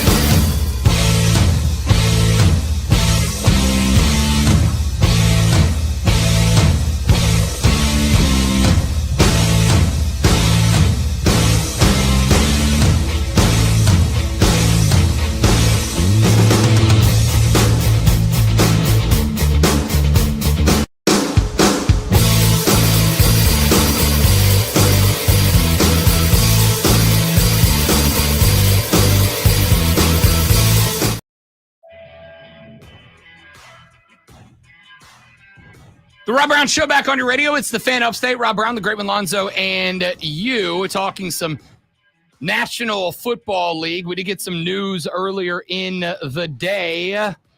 Joe Burrow will need toe surgery, sustained turf toe, or as the I forget the name of it, but there's it's like the American Society of what's the feet doctor? Podiatrist, I think is it.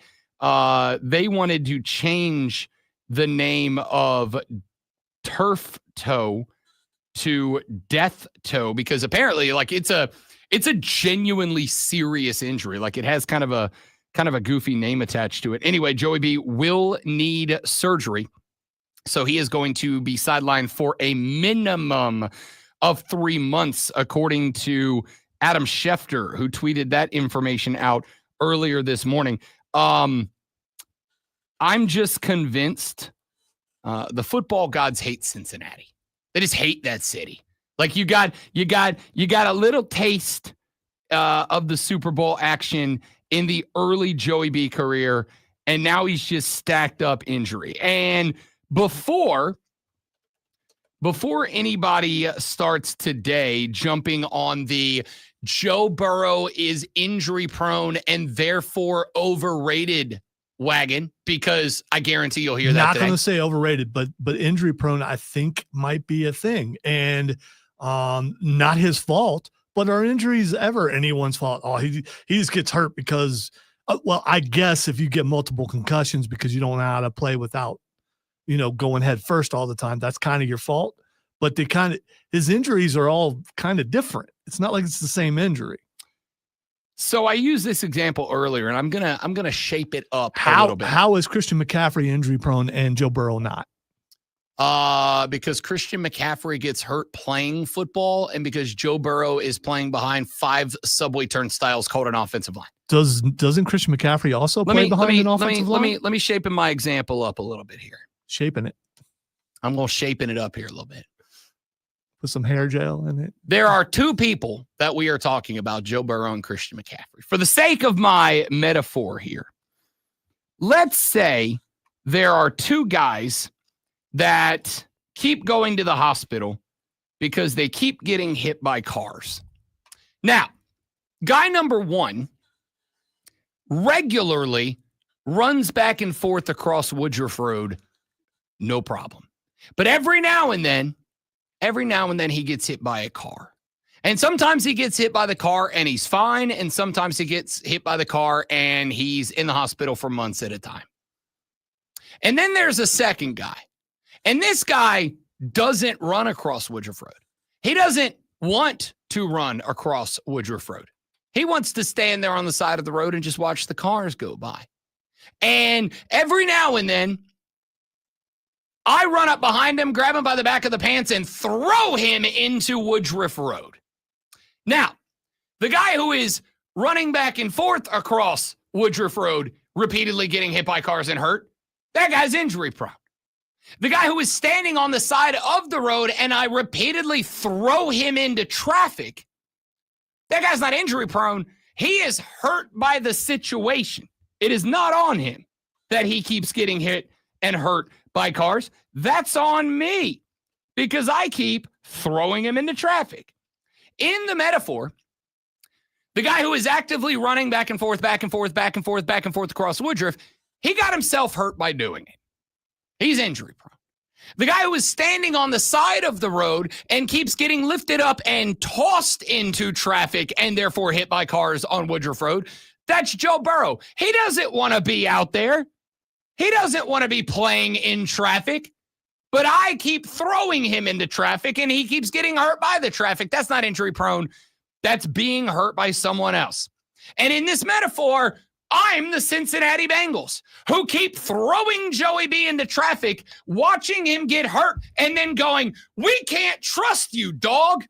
Bro, maybe stop throwing the guy into traffic. Maybe stop throwing the guy into traffic. I went yesterday after the injury was announced.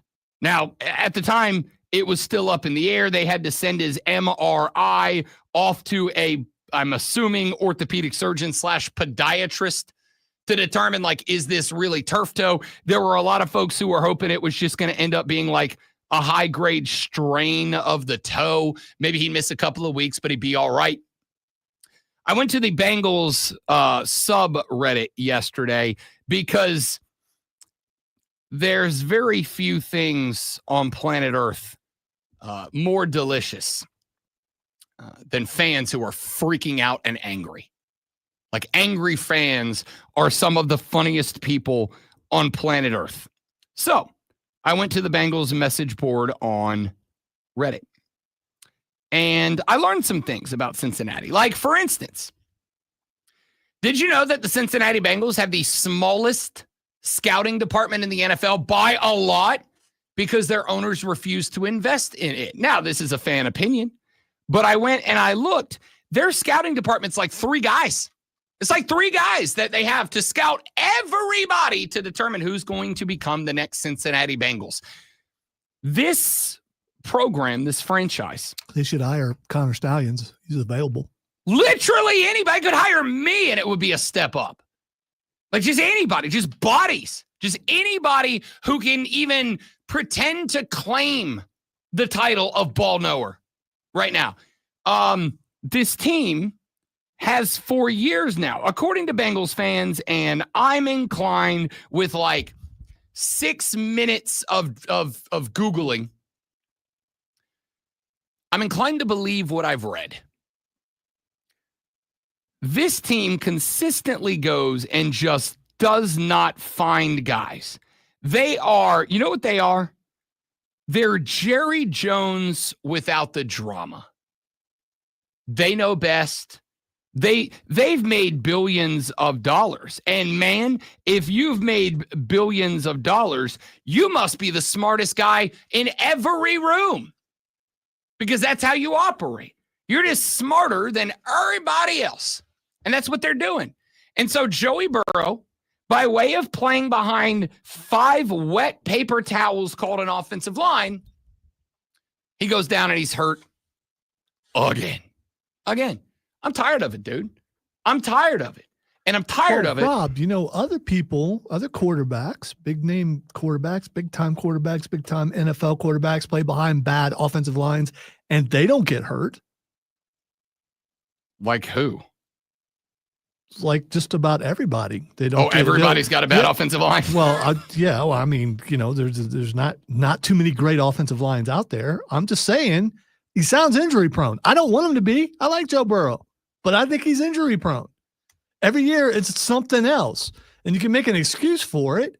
But I looked up the definition of injury prone. One of them was improper training. Is he not training good? No, he's not training right. He's not playing. keeping his body right so he can be a little more agile, get out of the way from those trains that are coming at him. You know what? Just because I'm curious. I wanted to go look at the offensive line rankings through week number 2. According to Pro Football Focus, and let me see if I can get all these pulled up here. The number 1 offensive line in the NFL, according to Pro Football Focus. Take a stab in the DAC at it, Lonzo. Who is it? Stab in the DAC. Who is it? Number 1, I would go Philadelphia. That is exactly who it is. Philadelphia Eagles. Jalen Hurts, no issues with injury. Number 2, Denver Broncos. Bo Nix looked way better than I expect Bo Nix to. Early, but no injuries. Number 3, Tampa Bay. Keep winning the NFC South. Number 4, Baltimore Ravens. Lamar Jackson. No history, no extensive injury history with injuries. Number 5, Detroit Lions. Since Jared Goff's got to Detroit, no injuries for Jared Goff, and the Lions have been pretty good. Number 6, Buffalo Bills. Josh Allen got a bloody nose this weekend, missed 2 plays. Outside of that, no real history with injuries there. Indianapolis, number 7. Danny Dimes is 2-0, going for like 350 a game. Arizona, number 8. Kyler Murray and the Cardinals are 2-0. Kyler doesn't really have a history of injuries outside of on Call of Duty. Number 6, the Rams. My dark horse to win the NFC. By the way, you don't know how good he is at Call of Duty. He might be pretty That's good. also true. He might stink. Matt Stafford, since he showed up in L.A. playing good ball, no history of injuries. Number 10, the L.A. Chargers beat the Chiefs in week 1. Everybody believes they're on the way up. Number 11, the Commanders. Jaden Daniels won Rookie of the Year last year. No history with injuries. Number 11, the Atlanta Falcons. Kirk Cousins lied about it, one injury. But also that was kind of a freak one. Michael Penix Jr., who is historically injury prone, no injuries behind the Atlanta Falcons offensive line. Do you see my point here? You see my point? You put a dude behind a good offensive line, they don't really get hurt, at least not unless it is a freak accident. Let me see, just out of curiosity, let me see if I can find real quick before we go to break where the Cincinnati Bengals are. They are number 27 in the O-line rankings. So you're saying they're not last? Who's number 28? Oh, the Miami Dolphins. Who's number 29? Oh, the Pittsburgh Steelers. Number 30, the Seahawks. 31, the G-Men. 32, the Texans. Just like Rob Brown said preseason, and here we are back after this on the Rob Brown Show on the Fan Upstate. Jags should have won, James. I totally agree. They screwed themselves up.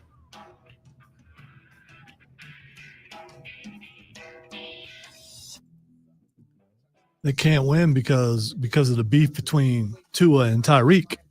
Mm.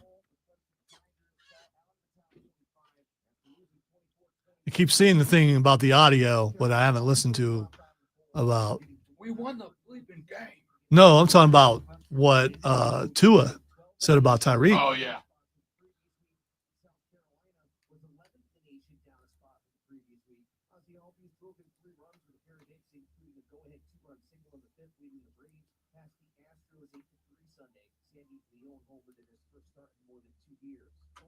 Came up with a game-ending sack as the Cardinals held on to beat the Panthers 27-22. 3 touchdown passes for Bryce Young in the second. Oh, all right. Excuse me just a minute, guys. I don't want to be staring at me while I do work. Be all right.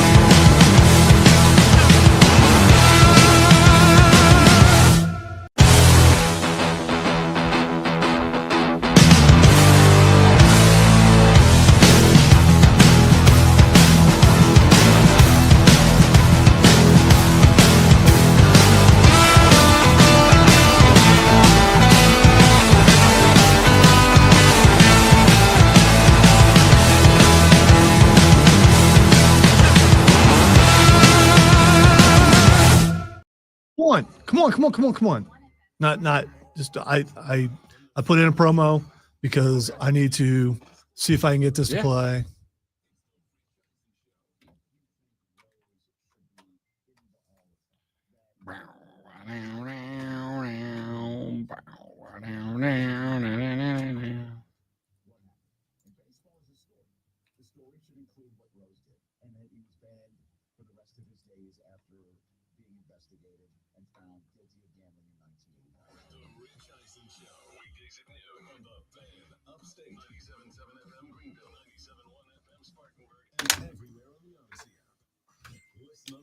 Wait.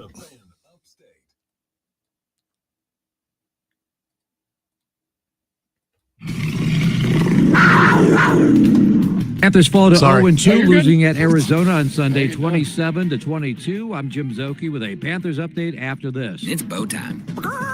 It's not just football season. It's tailgate season. And that includes every kind of football, whether it's got goalkeepers or goalposts. The kick is good!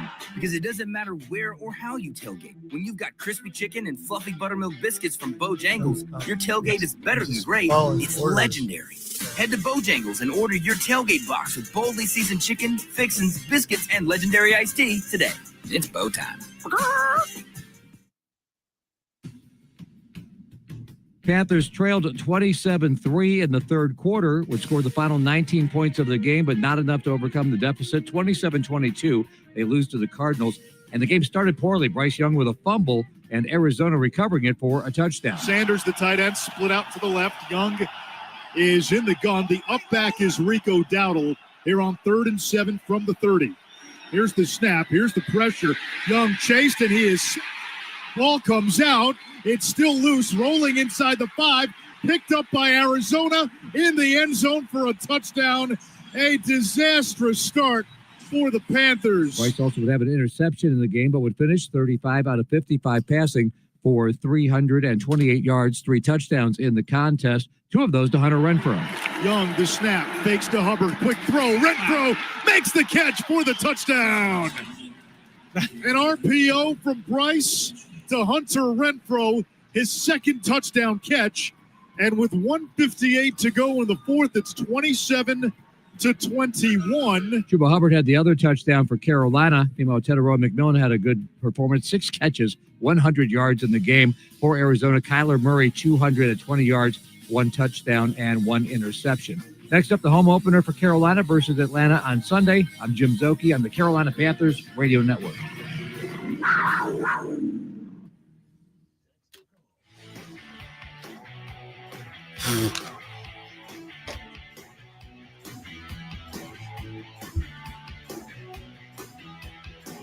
Wrapping it all up here on the show. Rob Brown, the Grip Malonzo, and you. This is the Fan Upstate.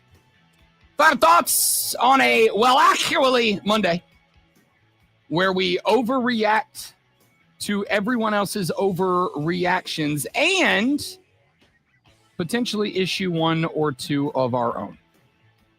Final takeaway from the 3 teams that we cover primarily here on the show.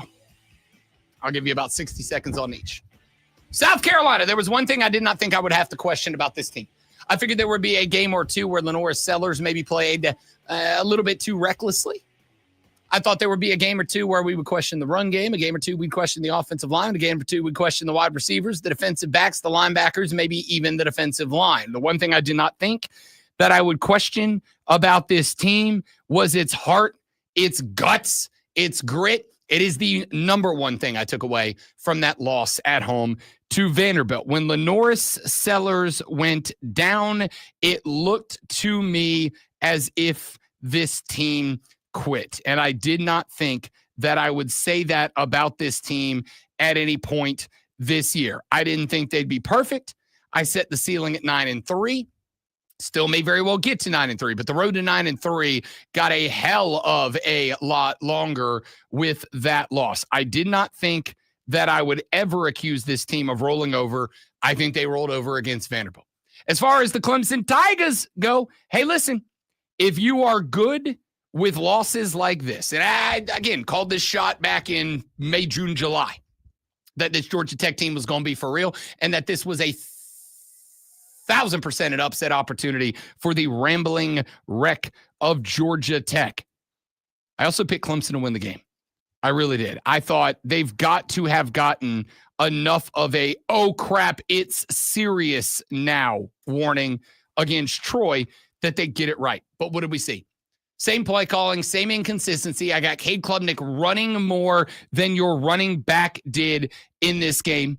I've got nobody that I can trust to step up and actually make a play. That's where I'm at. That's where I'm at. The play calling, nothing has changed. It's the same stuff week in, week out, and we can put it on Garrett Riley if you want to. I don't. I put it on Dabo. And so the thing that I would say is this. As somebody who had expectations of competition for a national championship this year, I am tired of the platitudes. I'm tired of the, well, hey, why does nobody talk about how good we used to be? Why does nobody talk about the 10-win seasons? Man, winning is hard. I agree. But when you tell everybody, and I quote, the best is the standard, end quote, and you're not the best on the road against Georgia Tech, even if they are the best Georgia Tech ever, which they might very well be, what am I supposed to say? Unless you're going to change that big-ass banner in the practice facility to fourth best is the standard, which I don't think you want to do, then yes, I am going to say I am disappointed. I am disappointed in the lack of player development because I asked y'all earlier today to respond, and 0 of you did. What can I point at between the loss to LSU, a way too close game against Troy, and a loss to Georgia Tech? What can I point at and say, well, at least fill in the blank here is better, because I have got nothing. And as far as the Carolina Panthers go, 0 brownie points for the comeback effort against the Arizona Cardinals. Yes, I'll give you some credit in that you kept fighting, you stayed alive, you were aggressive on offense. Yes, I'll give Tedero McMillan some credit because he looks as advertised. Yes, I'm going to give Hunter Renfrow some credit because in his effort, he looked like he recognized the necessity to fill in as new Adam Thielen this year. But Arizona's got off the gas pedal, man. Started dropping all but 3, sometimes 4, never 5 in Bryce's face. Like, they went into what I thought was a very prevent style defense. And what do you want? You got the onside kick. You were set up for a miracle finish, and it finished like a wet fart. Just gross, and you felt dirty afterwards. And now, the Rob Brown Show presents Twitter. That's 3. Woof. We're off to a bad start. I don't want to follow what you just said. Bad start. That's just, why? Yeah, but you got it. You got what I was saying. Yeah, but I don't want to get it. You got what I was saying. Yeah. All right. The first thing that's Xing is Russell Wilson. Russell Wilson Xing because Russell Wilson was very interesting yesterday in the Giants' walk-off overtime loss to the Dallas Cowboys. Russell Wilson was simultaneously the reason that the Giants were in a position to win that game and the reason they lost that game. That interception he threw was one of the most misguided WTF passes I've ever seen. Yet, he went for like 350 and some tutties to get him there. After having the kind of game he had, and then he did that to end it. Yeah, it was. You know what that is? It's like going on a date with a smoke show. She invites you back to her house, and then you burn the house down. Dude, no. I think he believed his own hype there at the end. I can do no wrong. I could do no wrong. Oh, crap. I wish I hadn't thrown that. Yeah, I think that was a desperation heave. I think that was a hero ball heave. I think that was, if this comes up complete, I'm going to look like a legend to the G-men. Here's the other part about this. Dak Prescott has not lost a game to the Giants in, I believe, now 18 consecutive efforts, right? Dak Prescott has, if I saw the stat yesterday, I don't remember exactly what it is, but I think he's like 4th all time in division winning percentage for quarterbacks who have quarterbacked over like 50. I got to go find the exact stat. I took a screenshot of it and then I forgot to upload it. Blah, blah, blah, blah, blah, blah. Whatever the case is, Dak Prescott played good ball and he needs some respect as well. All right. The next thing is Xing is Travis Kelce. Travis Kelsey Xing because Travis Kelsey had a real bad drop. Patrick hit him in the hands. It ended up going through the hands and into the arms of a Philadelphia Eagle. That's not why they lost the game, but it is one of a couple of reasons. That was right near the end. That would have been a surefire touchdown, yes, obviously. So that would have changed the or game. at least worst case would have put you down inside the 2, and you will score from there. He would have got in. That's not entirely the reason why Zach, and people are saying it's because it's Taylor Swift's fault. You remember that South Park song where they're like, blame Canada, blame Canada. That's the new song for the Chiefs, but it's just going to be blame Taylor Swift, blame Taylor Swift. Yeah. So anyway, so it's all Taylor Swift's fault. He got engaged and now he can't catch. Apparently, that's what they're saying. Yeah, it's dumb. All right. The next thing that's Xing is Mac Jones. Mac Jones Xing because Mac Jones beat my Saints yesterday in his 50th NFL start. The man who was cast off from the Patriots who selected him in the first round and his hometown Jaguars who said, no, we got a guy and it's not you. Went down to New Orleans without George Kittle, went down to New Orleans without half his starting offensive line, and he beat my Saints. Yeah, everything is awful. All right. Everything sucks when you're a fan of this team. Two more really quick. The Colts are trending. Xing or COLTS or yes. CULTS? Yeah, that's a cult. This is a cult. Right. Cult. You said them the same way. I did not. Colt and Colt. No, exactly. Say both the. That's what I said. The Indianapolis. You just don't want to talk about Danny Dimes. Danny Dimes is 2-0 going for 350 and a tutty yesterday. Put the emphasis on franchise quarterback. I'm begging you. Although Anthony Richardson, enjoy selling insurance or whatever you're going to do. And finally, the last thing is Notre Dame. 0-2 and ranked ahead of 3-0 USC. What are you, AP poll? What are you? What are we doing? What are we doing? We'll talk more about that tomorrow. Y'all have a great rest of your day. Don't drink and drive. I'll punch you in the face. Come back tomorrow. We'll try harder. It'll be better. Maybe. We'll see. The Rob Brown Show, the Fan Upstate. Later. We did it. We did it. Yep. Yeah, we did it. My mic was still on, but that's fine. I just sang an Everything is Awful song, James. That is my song. It's the new fight song of the one saying, everything is awful when you're a fan of this team.